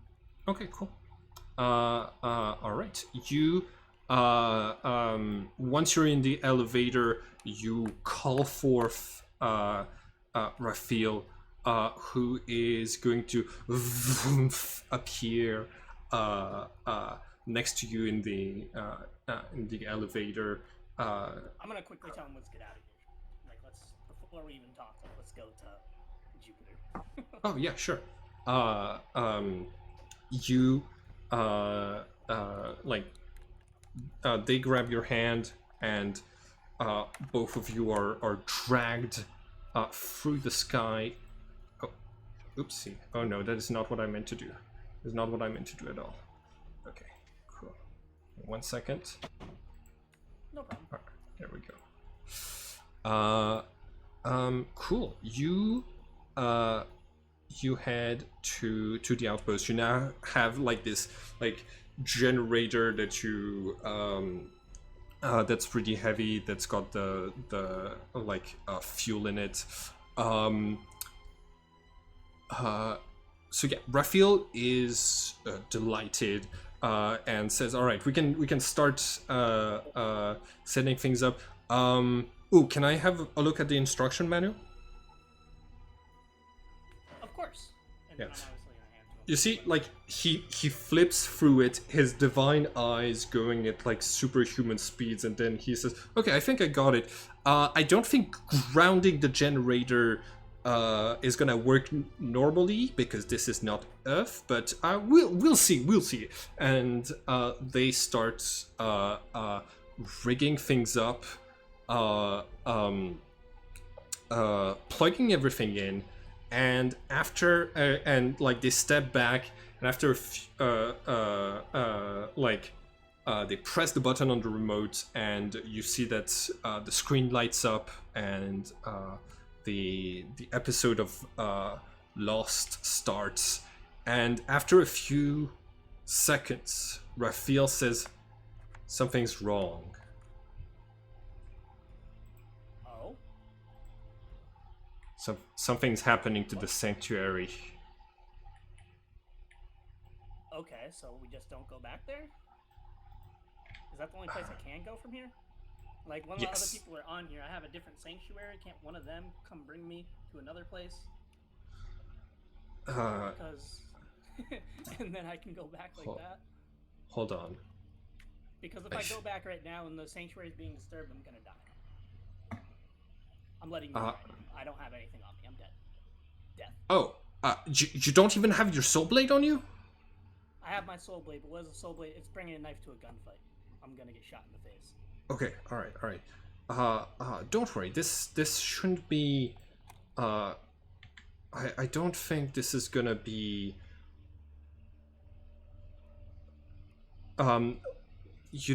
Raphael seems kind of like out of focus right now, and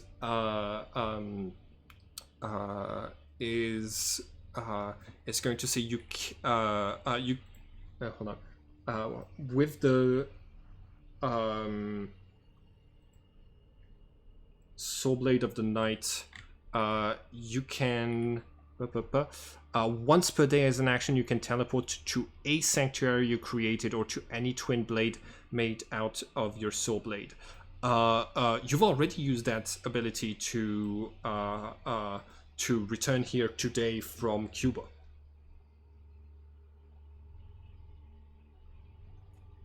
Okay. Yes. Let's think here. Well, I mean, I don't have to go back yet. You know what I mean? Yeah. Just chill, relax. But can't you just technically bring me back to anywhere in the sanctuary, like anywhere in the aviation? Yes, I can take you to anywhere that is inside of the confines. Take me to the front door. Take me to All the right. front door. All right, let's. I'm gonna make sure I have the safe set up and everything, and put everything like there, because I did bring a safe purposely to store my money Uh-huh. on this planet. So Cool. I'm obviously asked to make sure it's all right with him. Oh yeah. Of course. Come and hide things here. All you want. I'm not a square like Uriel and Mikhail. Like I will. Like I'm down for stuff like this. Okay, work, because yeah, okay, sweet. So I'm gonna leave my stuff there. I'm gonna take $100,000 with me, but the rest Okay. is gonna be left there. All right, you got it. So, as you teleport back, you're going to encounter a strange scene. Give me just 1 second to pull your character here. Hopefully no one's at the front door. That'd be really funny. Because I'm Well- right to the front door, even if there's cameras. They kind of are, so I'm sorry about that. That is alright. Okay, so back at the Green Dragon, you you return like you appear right at the front door. You see that the receptionist isn't like at the desk, but is instead over there next to the elevator entrance, bleeding on the floor, and mumbling some words. You hear him mumbling the words Jabaan, Radwaan, Malakan, and a And what light. language is Those are names. okay, so I wouldn't Yeah. know. So and they're not names that you've gotten the opportunity to hear. I think I would have told him while giving the money that these are the vagabond swords. You didn't get the chance. Oh, okay. All right. So give me just 1 second. I need to grab the sprite for Raphael. Oh my goodness. Because originally I was planning for this to happen at Kalki's at the Church of Saint Michael, but all right. So yeah, you this like before you have too much of a moment to react, Raphael draws their sword, and 3 other entities are going to materialize in this space. It's those 3 that are here in front of you. This is the 3 vagabond swords that you had seen before, and on top of this, the features over the receptionist's face shift for a second, and you see the ghost, a ghostly figure appearing overimposed with the receptionist, and you recognize Mordred. Arthur's Archon is here and possessing this human to like shed his blood on this place and create a sanctuary for the other the 3 vagabond sword. I'm gonna need you to roll initiative. Alright. This is gonna be unfortunate. Watch, I'm gonna get like 1 hit first turn, and Melisandre's gonna die after getting his big payday. He's so sad. Can't find what's it called? Now. There it is. 15. I forgot to click on my character though. Right. What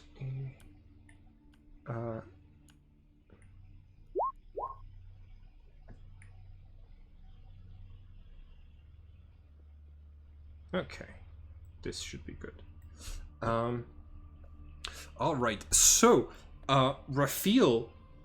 So for the purposes of this fight, Raphael is going to try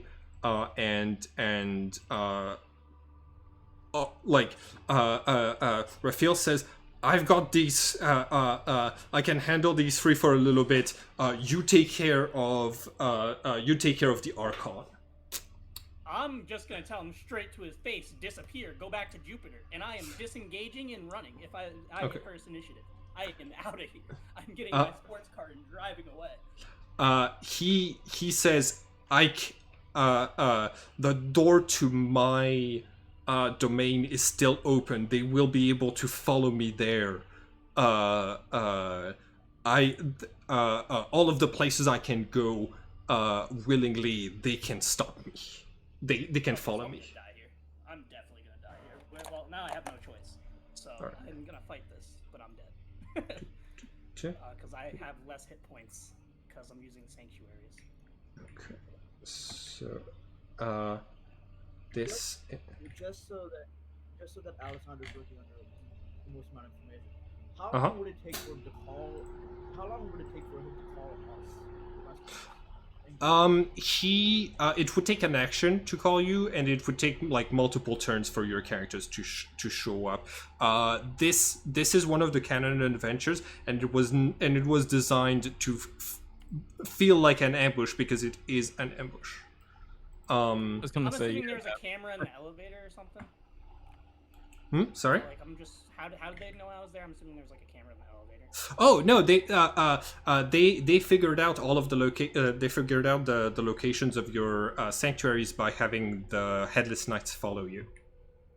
Oh, okay. Oh, Right. Okay. I'll What? prepare my eulogy. is he supposed to be smaller than them?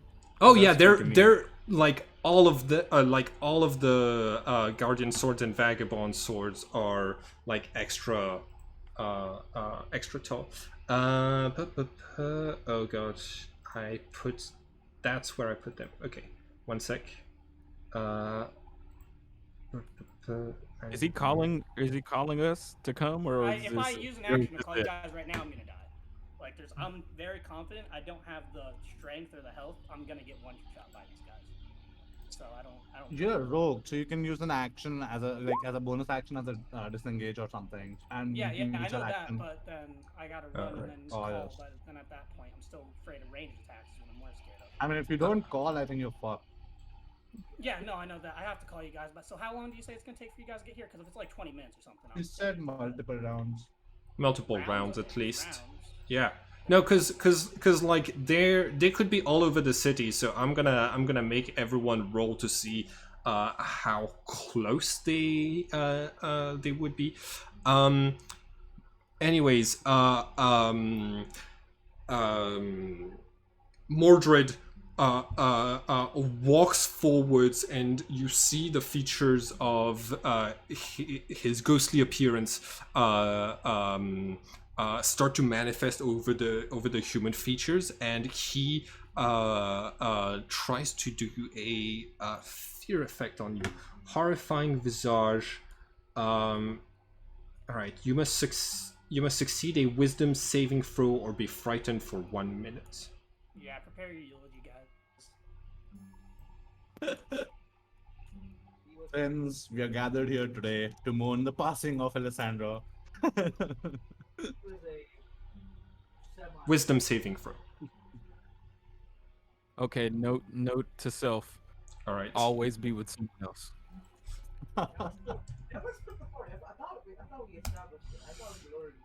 Hey, I'm with somebody.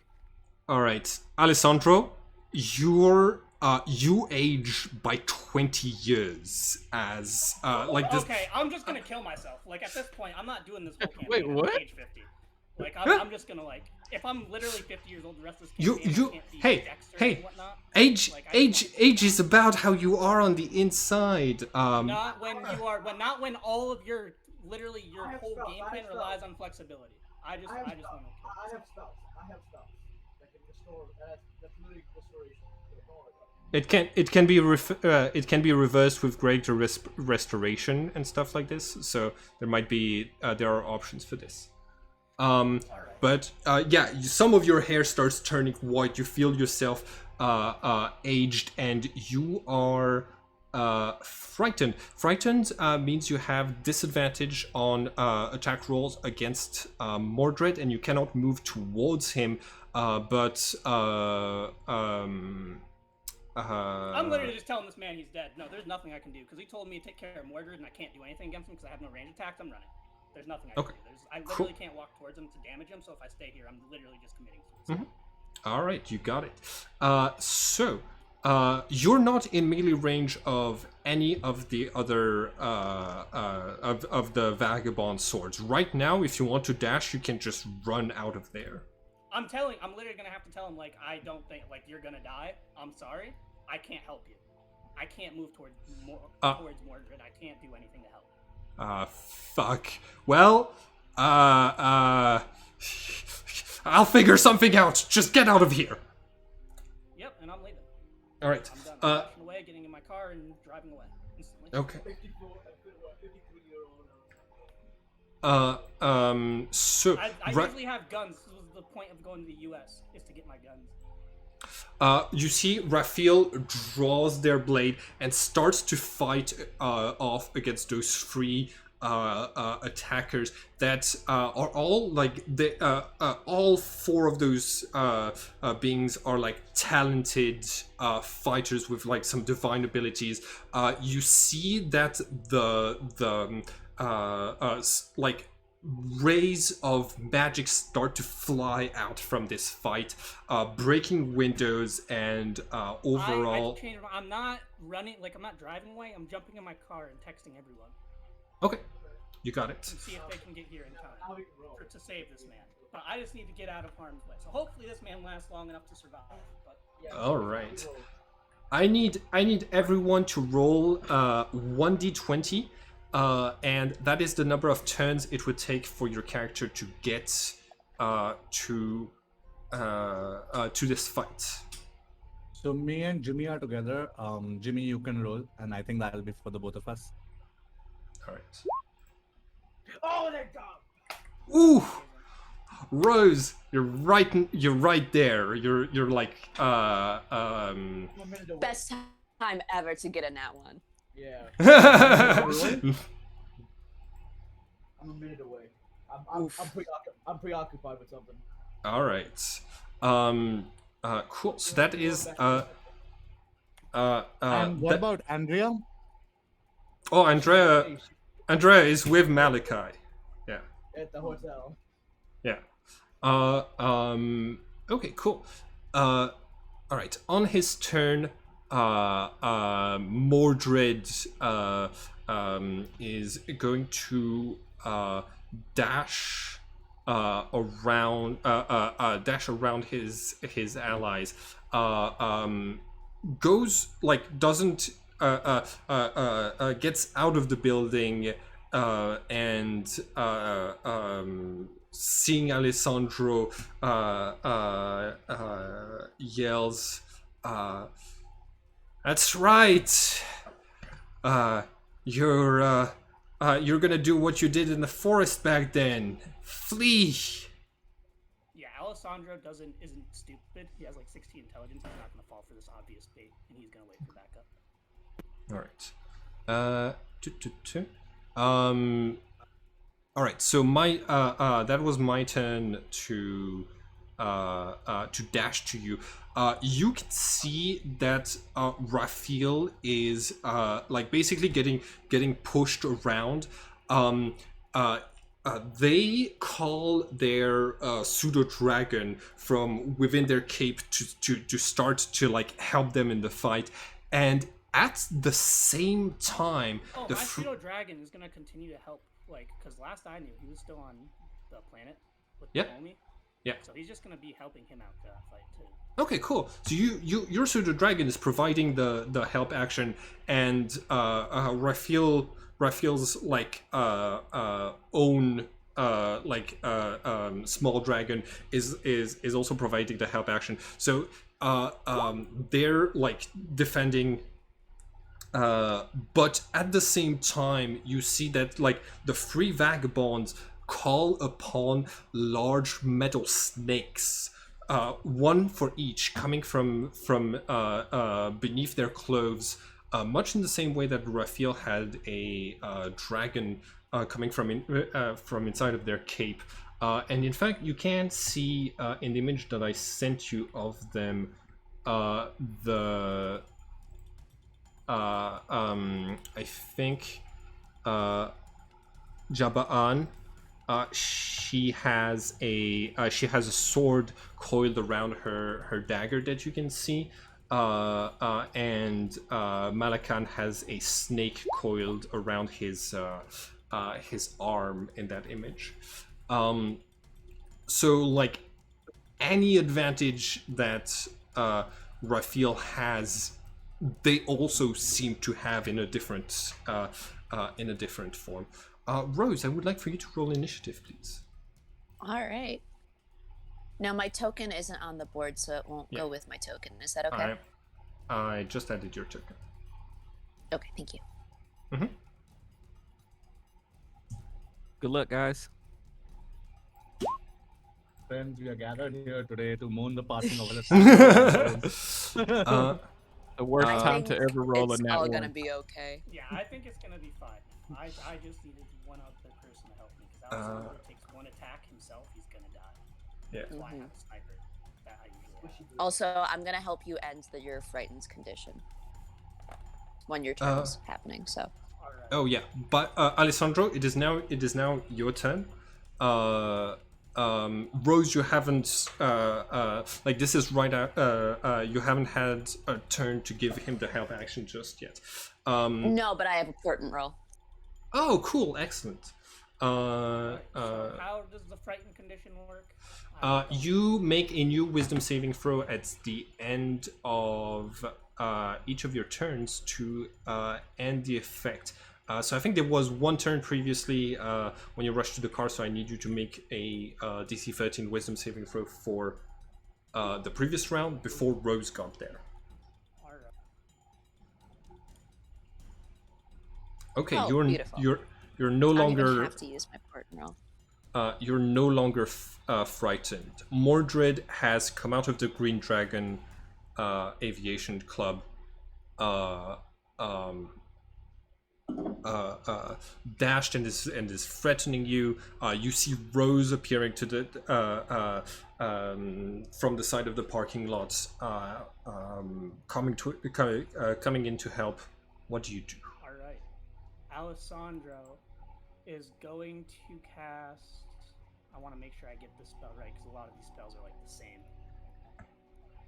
That might not be it. It's either that one or this one. So let me look at the descriptions real quick. My religion, blah blah blah. You hear the sound of an image or object, blah blah blah.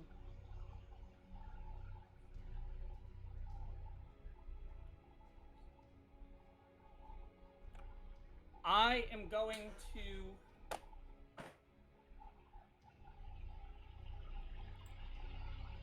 I don't even know which one it would be. Which one has a bigger radius? A 15-foot cube. Perfect. Silent image. I am going to surround me and the person I'm fighting, Mordred, with like a fog to disrupt his vision. Oh, excellent. Okay, cool. I looked up uses for that spell. Yeah. All right. So you conjure a 15-foot cube of fog, is what you're saying, right? Yes. Yes. Okay. Cool. Let's see. Okay. And That it is concentration. Okay. Just so you know, it is concentration. Excellent. Fog. Because I know. Yeah. What do you want to use your bonus action? Yes. I'm gonna use my bonus action because I put the mist around him in a 15-foot cube. Yeah. So I'm gonna use my bonus action to move into the mist. Okay. Where he is. Nice. All right. And then I am going to. I still have an action, right? Or is that, Yes. was that an action? Okay. That was your action. That was my action. So I only casting had- silent. So I didn't use. So moving was just me moving, and then my bonus action is gonna be. All my take actions. It's unfortunate. All right. You have cunning actions as a rogue, right? I believe so. Yeah, at level 5. Yes, cunning action. Starting at second level, your quick thinking and agility allow you to move quickly. You take a bonus action on each of your turns in combat. The action is dash, disengage, or hide. I'm gonna hide. Oh yeah, hide. Okay, cool. Make an opposed stealth check against Mordred, and I have disadvantage because you are because I'm in the mist. Can I roll initiative for my pseudo dragon as well, so I have like control? Your pseudo dragon took a hit from the serpents inside and is dead. Okay. Good to know. No problem. I'm not rolling for what's happening in there, but all of them have legendary actions, so this is a fight of another level. Okay, and with disadvantage. Excellent. You are you're in the parking lot. You're hidden from Mordred. He has no idea where you are. Cool. Rose, it's your turn. All right. Oh, I just want to make this clear. I did move into the mist, like right next to one. Yeah, you got it. Perfect. Okay, so with the mist, I can't see Mordred either, right? Correct.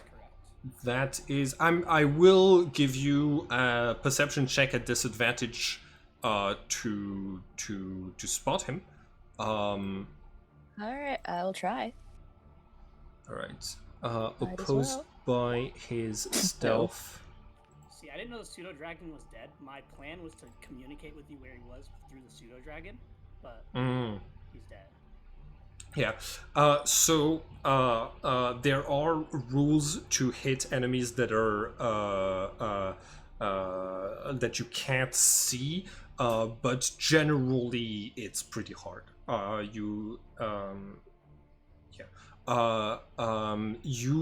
If you want to do it right now before he has a turn and he can move, you would only be attacking at a disadvantage, Rose.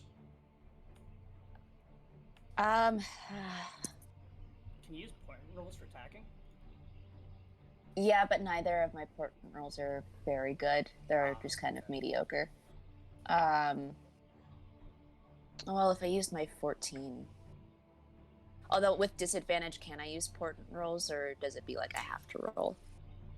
If you use, I imagine, both of your portent rolls, then you would get the one that's like has a 10.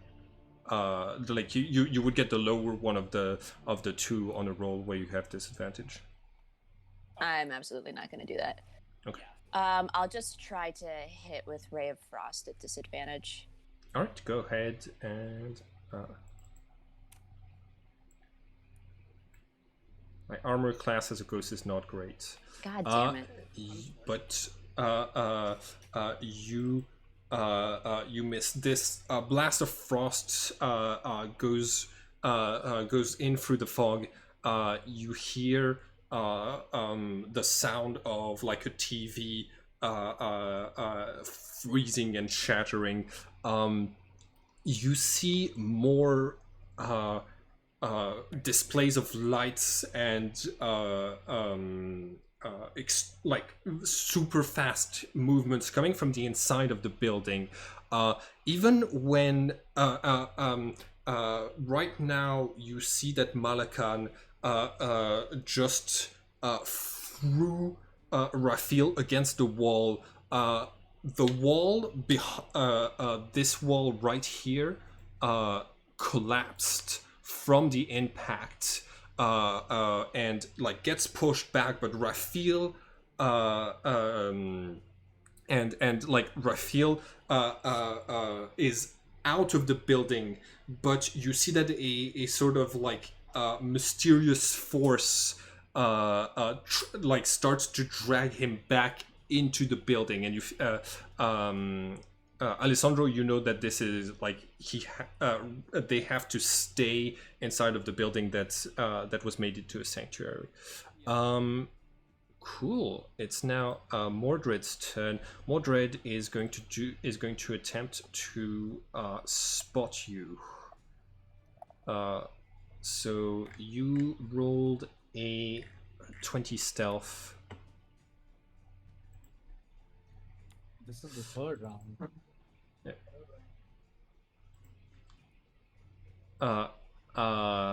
Mordred moves out of the fog, sees you, Rose, and with a smile, is going to say, "A nice reunion from our ancient times. It's nice to see you again, Galahad." And he is going to try to do a wither.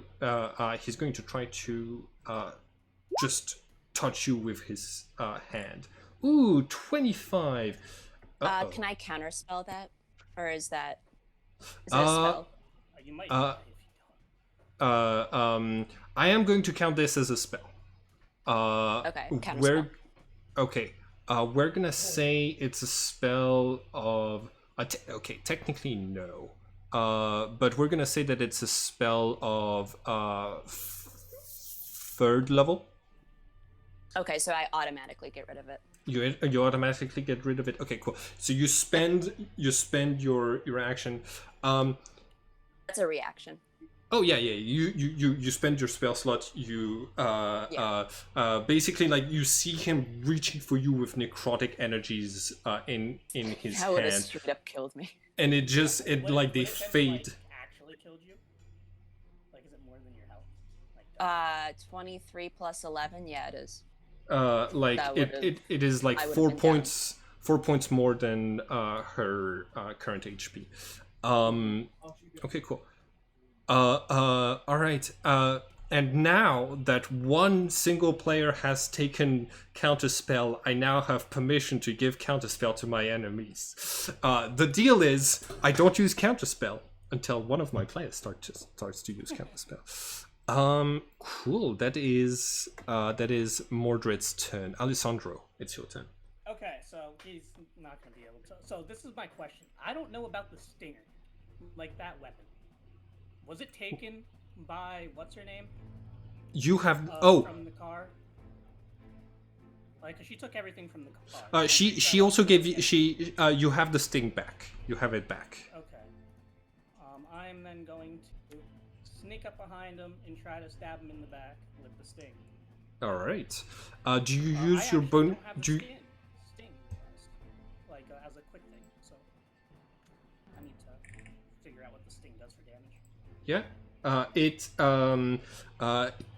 is. I think it does a D4 of damage, but if you activate it, it does an extra 2d10.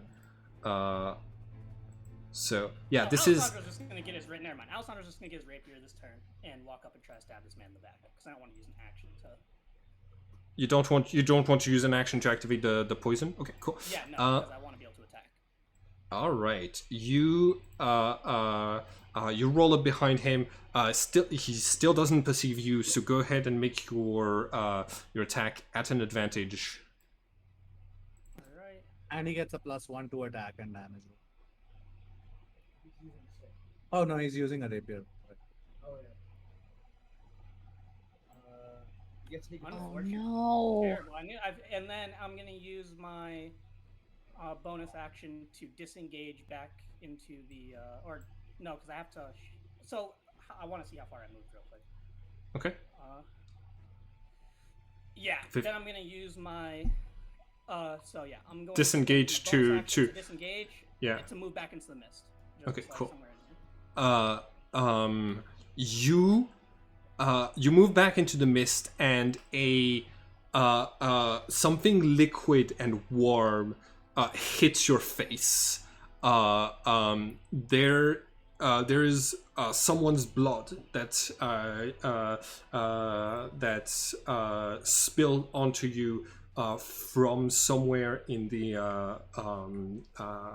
lobby of the Green Dragon Aviation Club. Yeah, I can't worry about that with Rose, Face, and Merlin. So if that godlike figure dies, I'm assuming he's already dead. Like, that's just my assumption. I've already come to. Rose. So if he survives, it'll be a clap. It'll be an applause. Rose. Sorry. Alessandro, make a perception check. All right.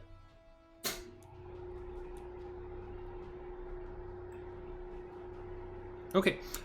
So Raphael is down. unconscious at 0 HP with this deep black necrotic wound across the chest that is festering quickly. That was done by Malakan. This one, he falls into the mist. So he falls into your silent image. So you're able to see him. His head and his hand have fallen out of the building in his unconscious state, and the force that was pushing him back earlier into the building does not seem to be doing anything right now. Rose, it's your turn. Okay, let me look at something super quickly. Mm-hmm. Okay, in that case, I think I'm within melee range, which is stinky. Yep. Okay, well, I'm just gonna have to take an attack of opportunity, I guess. Okay. My And cards are, by move. the way, with keys. So, like, you I can move into here, and I can cast Rope Trick. Oh yeah! Hell yes. So I'm gonna do that. Okay. I'm assuming you're using rope trick to extend a rope, grab Raphael, and drag him out of the building. So let me put it in the chat. Mm-hmm. Yeah. One action, length of rope that is 60 feet long. One end of the rope then rises into the air until the whole rope hangs perpendicular to the ground.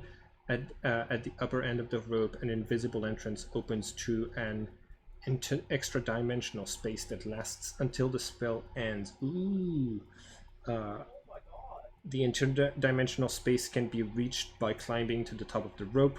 Space can hold as many as 8 medium or smaller creatures. Okay, this does not do what I thought it did. The rope can be pulled into the space, making the rope disappear from view outside the space. Attacks and spells can't cross through the entrance into or out of the extra dimensional space, but those inside can see out of it as if through a 3-foot by 5-foot window centered on the rope.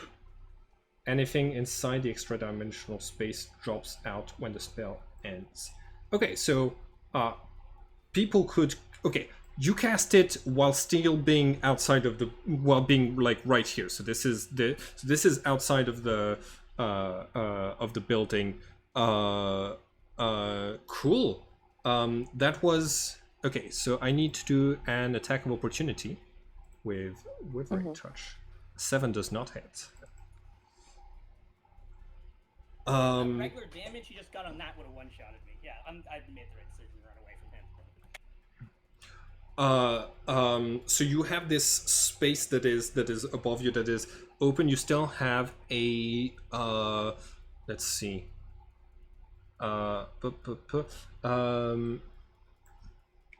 So you moved away from Mordred.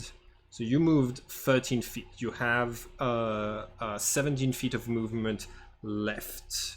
Do you want to start climbing? Yeah.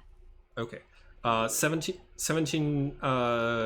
halved means that you go up 8 of the 60 feet of from the looks of it, it's the rope can go up to 60 feet.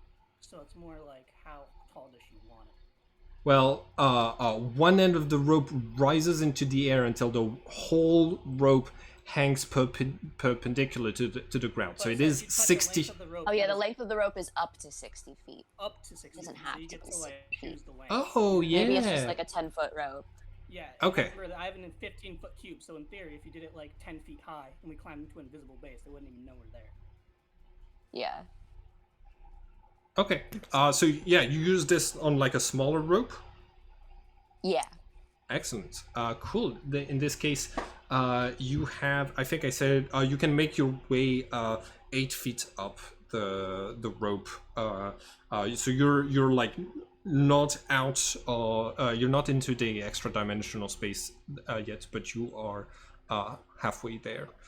And I'm gonna let Alessandro know what I'm doing since this is. Yeah. We're all Alright. in the fog.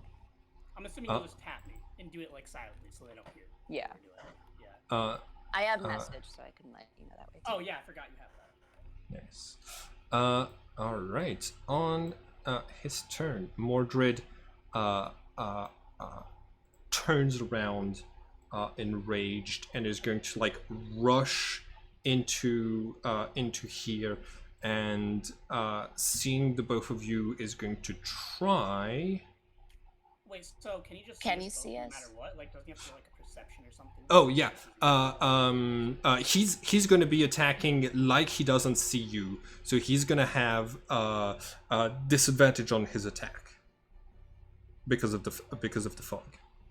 I just thought it would be something different. I thought like because I was also never mind. Yeah. The rules for the rules for an unseen attacker is that you have disadvantage to attack them, and they. Oh wait a second. Technically, you're both invisible to each other, so that might counterbalance. Well, that's why she tapped me to like show that she's there. I'm assuming. Yeah.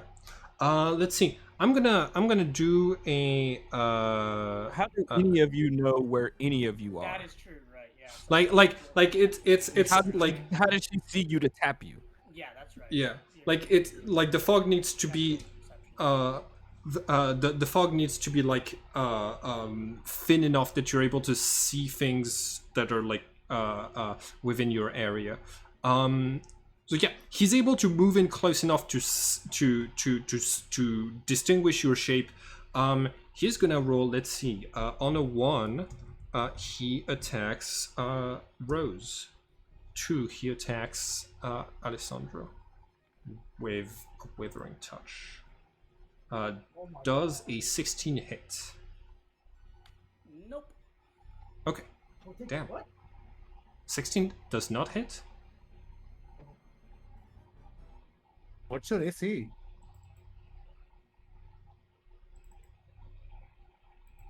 It's a 16. Oh, so it does hit. Oh, that's my bad. My Yeah. mistake. You take 11 necrotic damage. And it's Mordred is going to say your guardians are going to pay for the sins they committed in the past. You are going to pay for getting in my way. Alessandro, it's your turn. Okay. I am going to. I can't climb around Rose on the rope, right? You No. can bring Rose with you. It's an athletics check. Yeah, there's no, but my athletics is terrible. You know what I mean? So there's no, I can barely climb up the rope myself. I'm yeah. going to try to sneak around him or something. Like, I guess, I don't know, the mist isn't working now. I don't know, like, how stealth checks work now. Like, is there any way I can get behind him so he can't see me? Yeah, for sure. Roll to hide. You have advantage thanks to the mist. We're gonna say that that's stealth. huh? Yeah, stealth. That's a opposed by my wisdom, not an advantage. He loses track of you, so you would be able to get behind him and have an attack with advantage. Okay. I'm going to then do that, and I'm going to attack him with advantage, and hope I can do something. All right. 21 does hit for. For 2. Okay. Plus my and- D8. It's D8s for your. It could be sneak 6. I could be mistaken. I could definitely. I think it's 3d6. Yeah. Yeah, I think you're right. Yeah, it's For 3d6. sneak I was attack? just looking at all the guns, and I think that's the reason I made a mistake. It's 3d6. Get sneak. Because it was level 5, I just unlocked a new dice, which was awesome. All right. Mordred screams as your dagger hits him. You see ethereal smoke coming out of the wound as he says, "Ah, damn you and your magical weapons!" And he is. That's not his turn. You still have. No, that's all. That's all of your actions. Yeah, I'm probably gonna die. I realize next turn. The I didn't think about it. the vagabond swords move in. They move into to Raphael. All three of them take their weapons, raise them above their heads, and Rose, it's your turn. Oh boy. Okay, so Alessandro can see that there's a rope that he can get into, right? He knows where the rope is. He saw it because he was in melee range with you. So he does know that is there. Okay. In that case, I'm going to super quickly cast a. Let's see here. Cast a second level witch bolt on Mordred, and then I'll use the rest of my movement to get into the rope trick. All right, you got it. Second level, go ahead and make. And do I have disadvantage on this? So yes, because of the Okay. mist. In that case, I'm just gonna cast Ray of Frost. I don't want to waste a spell slot if I've got Okay. disadvantage. For sure. Oh, also I forgot. To say, 13 I got hits? It's called Slasher. So Oh, Mordred nice. moves slower. Oh, my movement is lowered because wanted of to- slasher. Yeah, by 10 feet. Okay, cool. Yep. And then Alright. your movement is also lowered by Ray of Frost by 10 feet.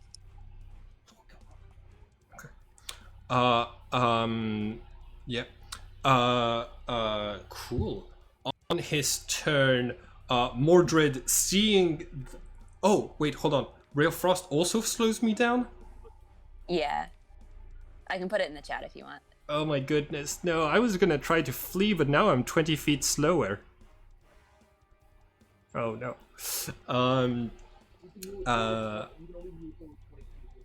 Mordred, seeing that his ethereal body might be in danger, is going to disengage and run 20 feet. Move 20 feet, unfortunately, because I can't move any more than that because y'all slowed me down. But basically goes to cower behind the vagabond swords. Yeah, that's his turn. Alessandro.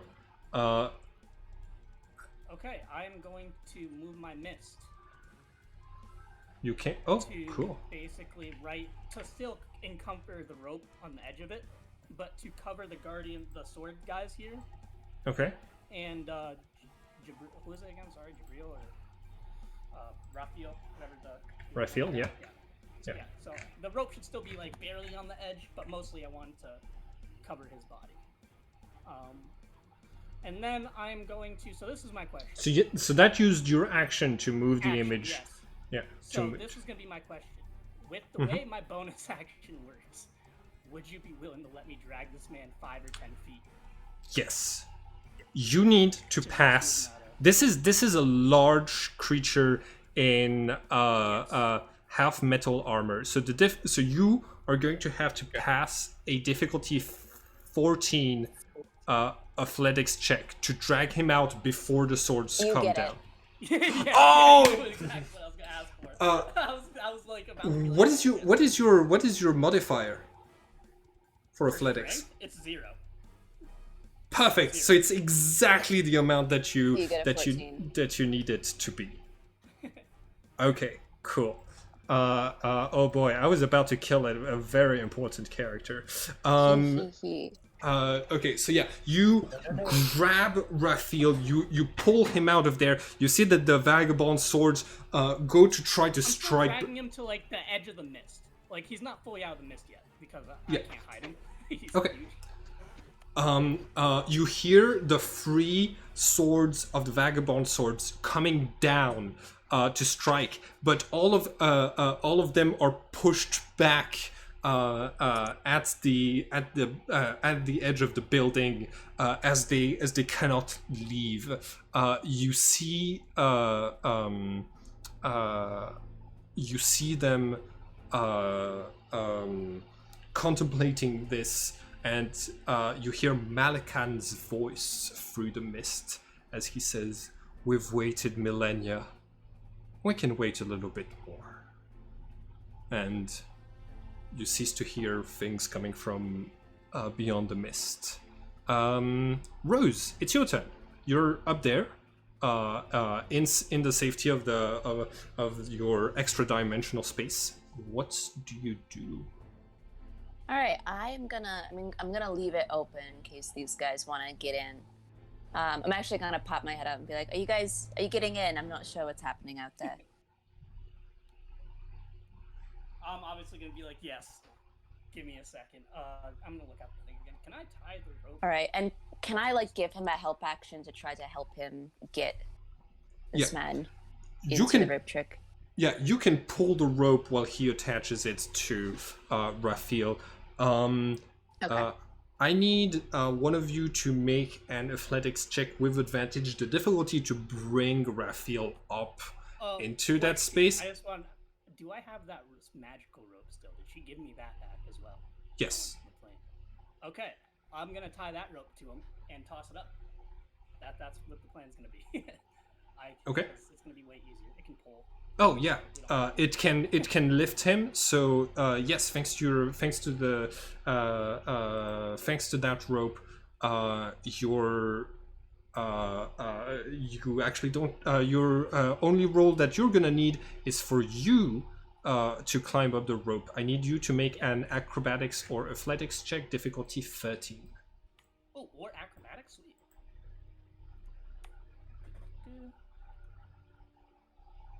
12. So yeah, you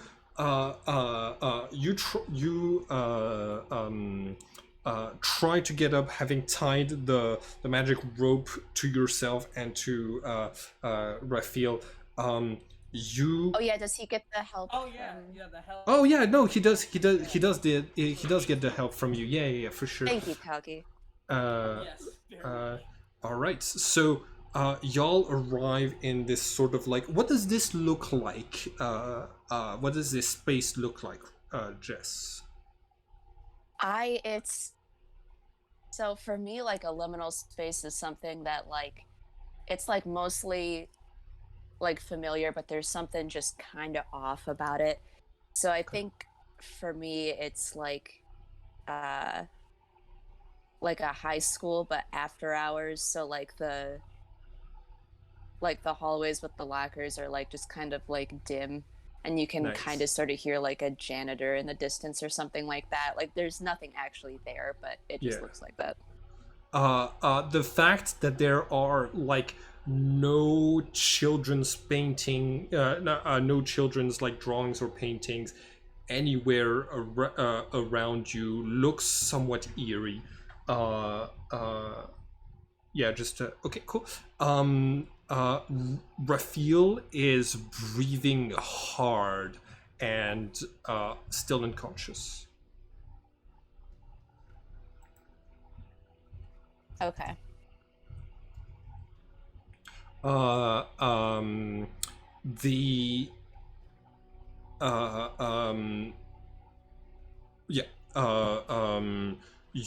do not see anyone trying to climb the rope after you guys. Okay, I'm gonna close it anyway just to be safe. Okay. I don't know if that's. Let me just see. Does that take an action?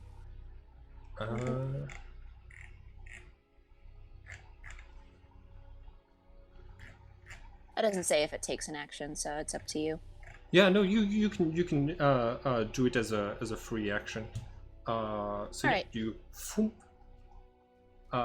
can I just try to make like Can I just try to make some like sort of like untrained medicine check on Yeah, Raphael? go Yeah, ahead. can I try to help with that? Yeah, you have advantage on your untrained medicine check. Okay, cool. No, so bad. They're dying. I can tell you the following thing. The scar, like it doesn't look like it hit flesh. You see that where the armor is pierced, inside of the body of Raphael, there isn't necessarily flesh and blood.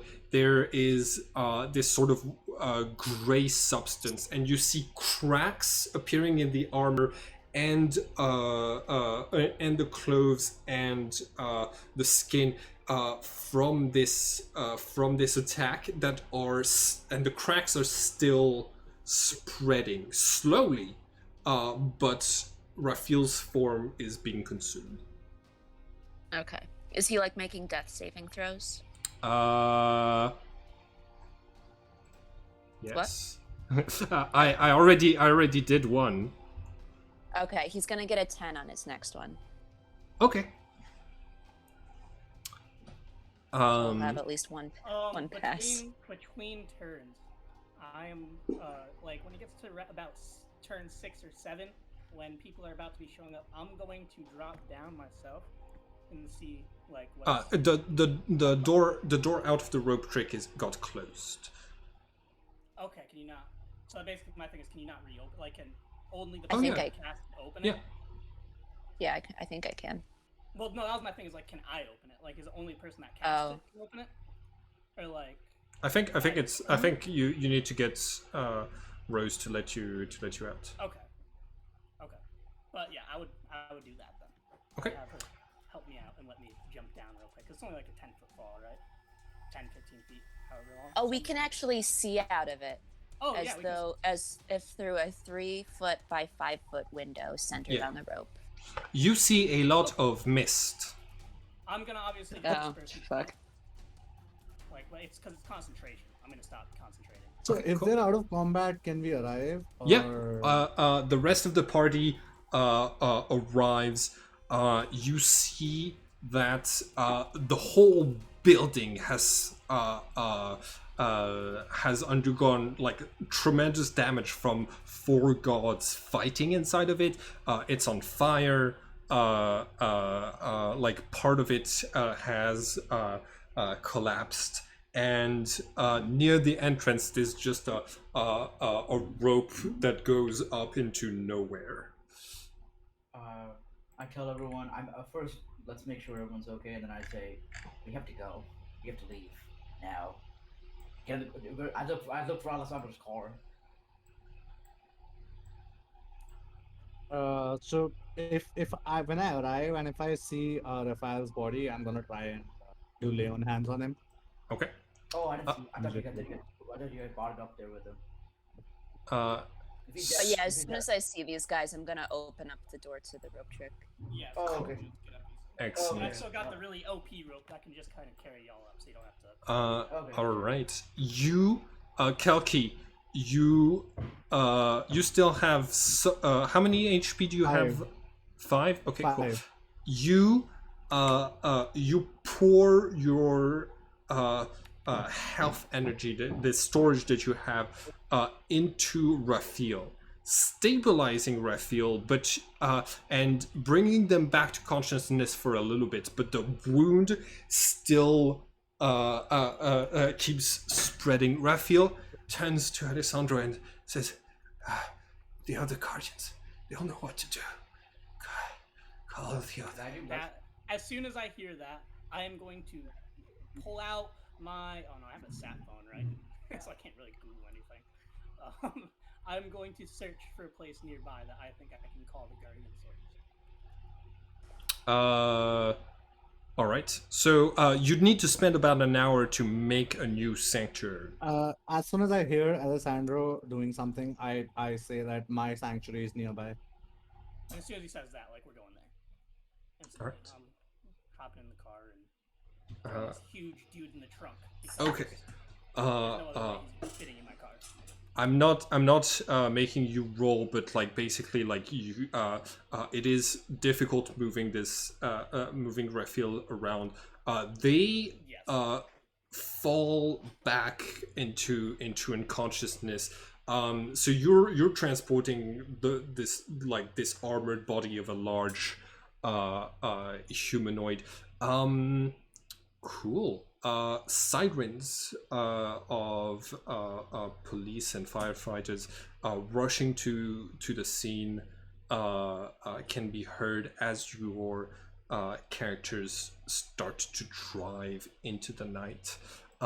You make your way through. Oh, I'm gonna. By the way, I just want to ask Rose to use like the see invisibility spell because I'm gonna tell them that how they found me is the knights. Oh, that's right.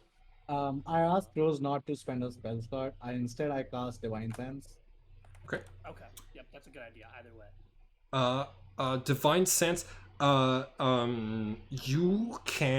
You feel the presence of two fiendish entities, two undead that are following your car, although they cannot match its the car, although they're slower than the car's speed.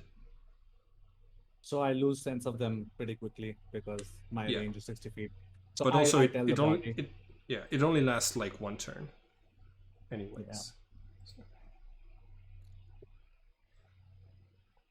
So yeah, we arrive at the church, I guess, and we Uh, need a distraction because we're gonna take a huge man inside. Yeah.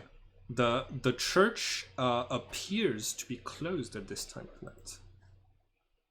Okay, so I'm gonna go out there and look around. I'm just gonna like use my last spell slot. Oh, not my last one. Let me see. What did I cast before? Did I cast Minor Illusion or the other one? You cast Silent Image, I think. So I think that is a spell slot. So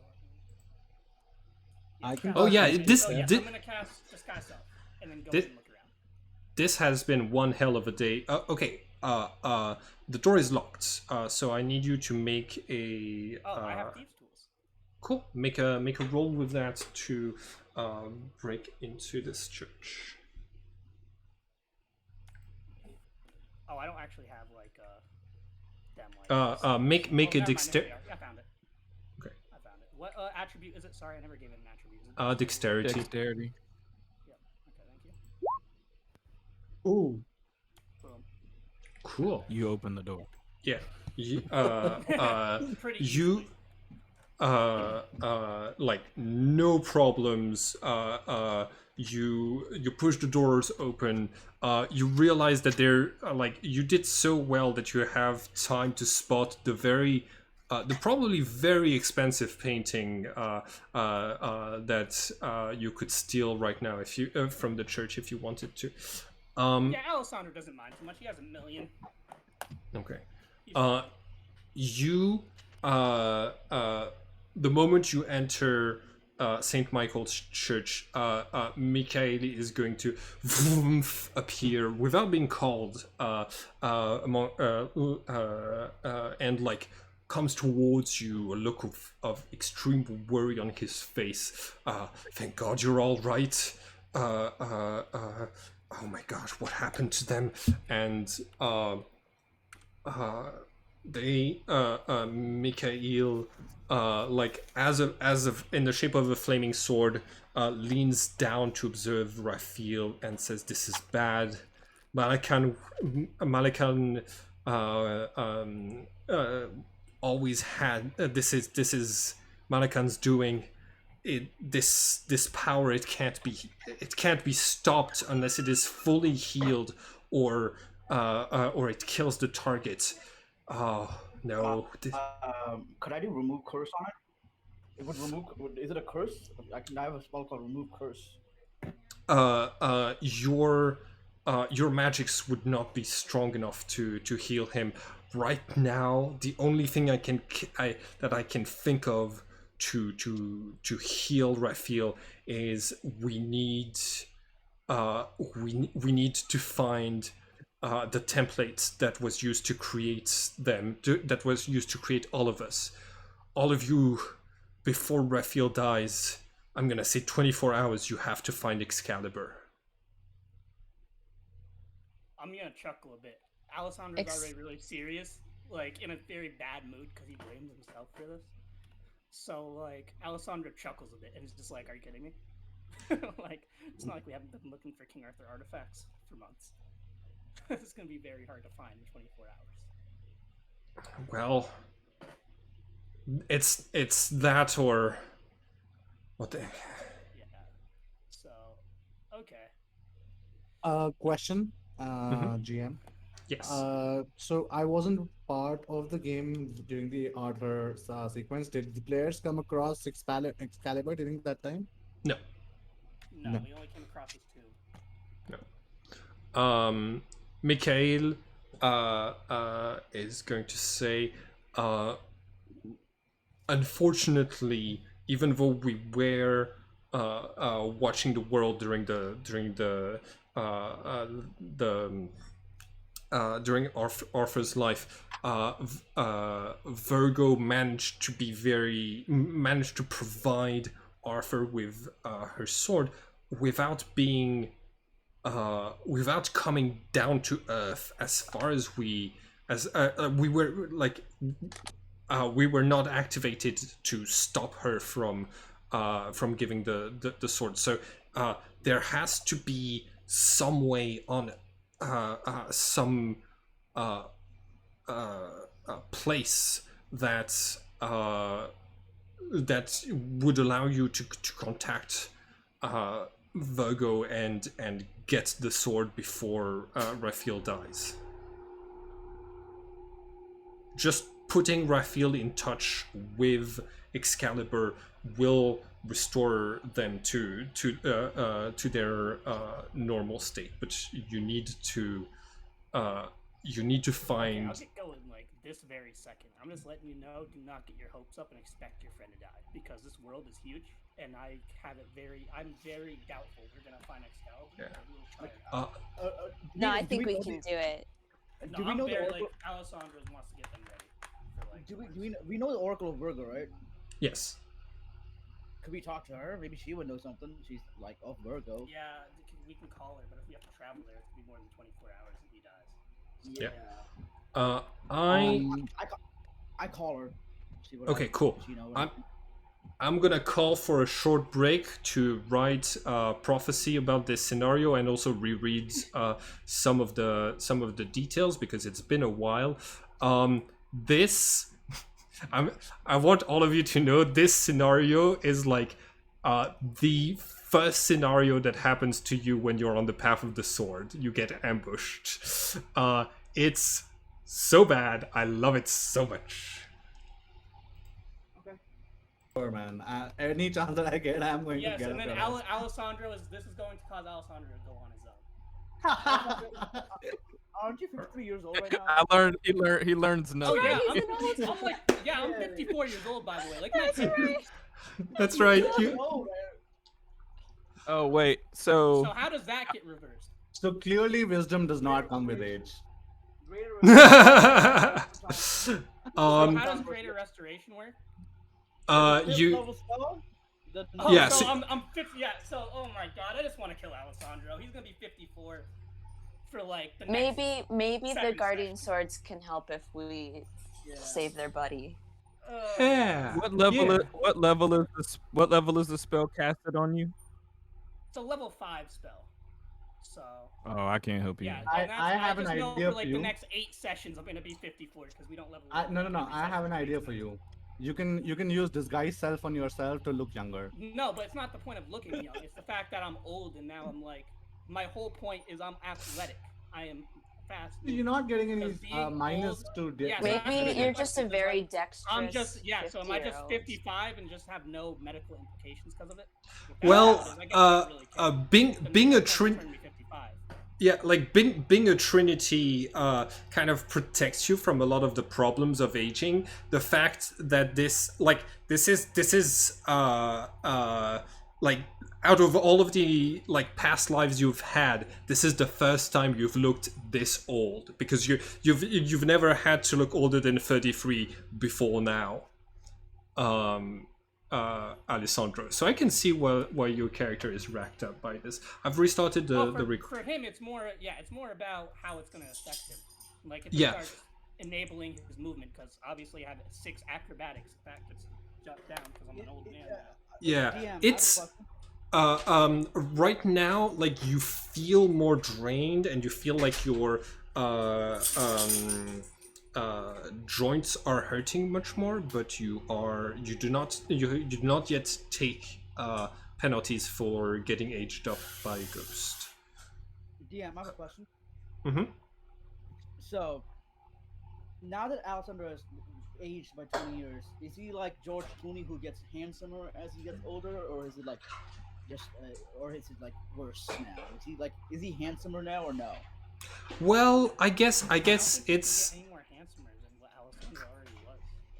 I mean, I don't know. I look at the image of Alessandro and I think he could mature in the Idris Elba direction, you know?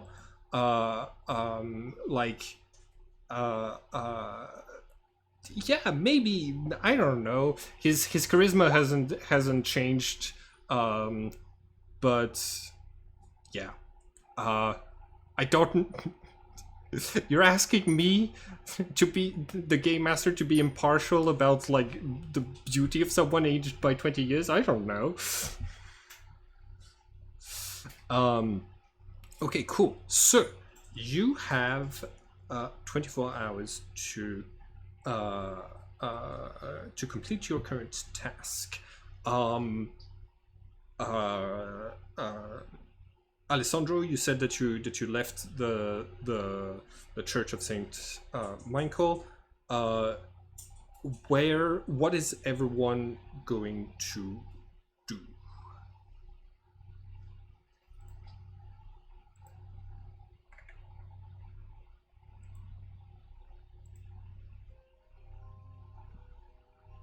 Okay, let's start with Alessandro, because you said you were leaving the church. Where are you headed?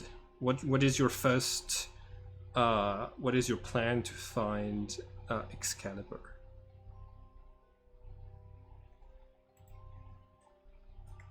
Oh. Oh, it's my connection that's terrible. That's what's happening. I'm waiting for the call to Virgo that Malachi is making. Yeah. Okay, cool. Yes, same. Yeah, I'm waiting as well. Like I'm just hopping in my car, and I'm assuming that's where we were going. All right. Oh yeah, I had to write a prophecy. Okay. One sec. So I give it to myself, Malachi, and Sandro Okay. So that's like temporary HP that you're giving, right? for 8 hours. Cool. And that also increases your max HP, so it can be healed. Oh, Okay, nice. so I'm at 38 then. Okay, that's cool. All right. Okay. So, all of you get in the car. One of you is driving. Malachi, you pick up the phone. You call the Oracle of Virgo. You. Yeah, what is it? This better be an emergency. It is kind of an emergency. We're trying to save. Okay, we need to find Excalibur within the next 24 hours, or something really bad's going to happen in England. All right. Listen. Are you the ones looking for it? Because if you are, your presence will mess up any sort of prophecy that I do. I can still give you hints, but you anything and okay, all right. Give me just 1 second. You hear you hear intense breathing, and you hear her voice changes to be more ethereal, and she is going to give you this prophecy. To meet a goddess face to face, you must find the right surface. Acquire the staff of Merlin and find where the sword has fallen. You will find the Lady of the Lake if Bedivir's memories aren't fake. Why can't it just be like a coordinate Okay, I am going to ask the person. Yo, why representing couldn't it just everything. say San Francisco? Yeah, like you just say, okay, all right. Where is the staff of Merlin? So, Mordred is Merlin, right? No. No. Okay. Where is what is the staff of Merlin anywhere? The Oracle is gonna say, I don't know. I don't know what. Hold on. I have to write this because it's my job to write these when I do these. But, Yes, of course. does this help you at all? Okay, it only helps just because we have no information. So I guess we have like an iota of information now, but like I don't know where. I have no idea about any of this. Yeah. I'm being honest. It's good to have, I guess. Could I roll a? Actually, could one of the 4 reincarnations of the Knights of the Round Table roll a history check to know about the staff of Merlin? Yeah, sure. Oh, yeah. Player, I just have terrible memory. So Jimmy? a lot of the campaign, I just forgot. Jimmy, Yes. I will. you need to make first a wisdom roll and then a history check. I will give. I don't know if I can give. I don't know. Can I give Nope. Rose the help out? Okay. I will. Could I also roll in that case? Right now it's just Jimmy that can roll this wisdom check, and Okay. ooh, 21. All right. What else so- do I gotta do? Oh, okay. No, I'm that's gonna that's test last. that's all. You passed the difficulty, no problem. Okay, give me So, the you survived the very deadly Battle of Camelot. You were, in fact, the only one of the knights to survive for long after that. After that fight, Arthur was slowly dying and revealed to you the which lake he received Excalibur from. He asked you to throw the sword back into the lake. According to the legends, the knight hid the weapon twice before resigning himself to separate himself from it. Then he ended his life in an hermitage, the location of which is not indicated, but you The hermitage. Yeah. It's like you became a hermit for the rest of your life as Bedivere. You remember meeting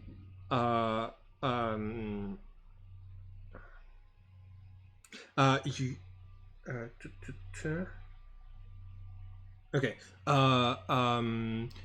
You remember talking to Lancelot and Galahad, which are like Alessandro and Rose, before you left, and they asked you where you were going, and you answered on a grey rock in the woods. I need everyone to make a history check. And so those who have already rolled, I'm gonna keep that roll. No. I was gonna say I was gonna pick the plus, but fine. All right. In ancient English, in Gaelic, Jimmy, the translation of "on a grey rock in the woods" is the Cornic name of Saint Michael's Mount, Carrack Luz Encus, which is a spot in England. It's a mountain. I tell everyone that. I don't know if I'm the only one that knew that, but I tell everyone that, and that was the best lead we got all day. That sounds like a good bet. But At then least for again, a start. How long is it going to take to get there from where we are? It Uh, doesn't sing- matter. We're going. It does because We're right on 24-hour clock. yeah. we're on Also, lunch I can get my lay on hands if there's a sunset or a sunrise in the middle. So how long till the next sunrise or sunset? Right now the sunset pretty recently. By the way, Alessandro, you should have recovered your HP and stuff like this right before the ambush, right? Yep. Cool. Just Uh, making sure. Could I? I know we didn't talk about this, but could someone send us for ghosts that are following us? That's divine sense, I think, right? Yeah, I can do that, but I'll be down to only one then. I'll Okay, I'll cast it, right? It's okay. I'll cast it. Okay, I just want to know if there are ghosts following us. So as we sit in the car, I cast it. Like after gaining some speed, that are they still on the car or not? Mm-hmm. Did we find Driving away from St. Michael's Church, you driving this long, you find you do not sense the Headless Knights following you anymore. Okay, good. Yep. For now. Yeah, good for Okay. now, right? Yeah, good for now. I just wanted to make sure we're not gonna get jumped again. Hey, we might on the mountain, and we It's most fine. Oh, we probably definitely will. are on the mountain. I'm expecting you to get jumped, so it's okay. Did we find out how far it is? Alessandra's not going to be too much help. It's okay. We can just be. I am tempted to lift the Headless Knight and throw him down the cliff at this point now. Oh, Yeah. come on. This Don't do is sport. just kick him off the mountain. Slow motion chest kick. All right. Come on, Nick. He's having a rough day. Everybody be nice. I think The one person you finally made friends with in like 20 years is about to die. That's Alessandro's mind state now. Hey, So he's Alessandro, just in like this huge fucking pit of depression. Alessandro, we're also friends, somewhat. Yeah, we weren't gonna watch Lost together though. Alessandro, I would just say that as You know mistakes. That's true, but you didn't either. I didn't know it was an option. I didn't know. I didn't know it was an option either until like God told me you wanted to watch Lost with me and asked for a You know what? TV. You know what? From now on, we had to communicate better. Right? We just had to communicate. Right, better. yeah. Yeah, I got it. this Yeah, is- you're right. Yeah. Friendships require communications. At the end, I look at Alessandro and I say, "It's still your fault. Do not forget that." Oh, Yeah, come on. Alessandro is going to open the door and kick Kalki out of his car. We don't Make have time for this. make an No, opposed Alessandro, make an very opposed stubborn. athletics check to try to push the this is gonna be the. amazing. Kalki? Oh my god! My God. He rolled Sorry. yeah, I'm I can't sorry, do anything. I'm not even rolling. So Right, he yeah, just shoved me y- back like right into my window. Yeah, trying like to- you try to shove Kalki. You think you make him like move his head slightly when you put all of your strength into it. Yeah, And I okay. think that's where we're gonna end it for today. We'll meet again next week to find Excalibur. Just as a heads up, I will Oh. not be here next week. Yeah, sadly, I will not be here next week either. I'm gonna be going on vacation. Neither will I. Okay, then not next week because if we have just Kalki and Jimmy, that might not be enough people to find Excalibur. So we'll Yeah. I'm gonna be gone for the next 2 weeks too, just so you know. okay. Okay. Cool. Yeah, I'm gonna be gone for all of next week, like Monday through Sunday.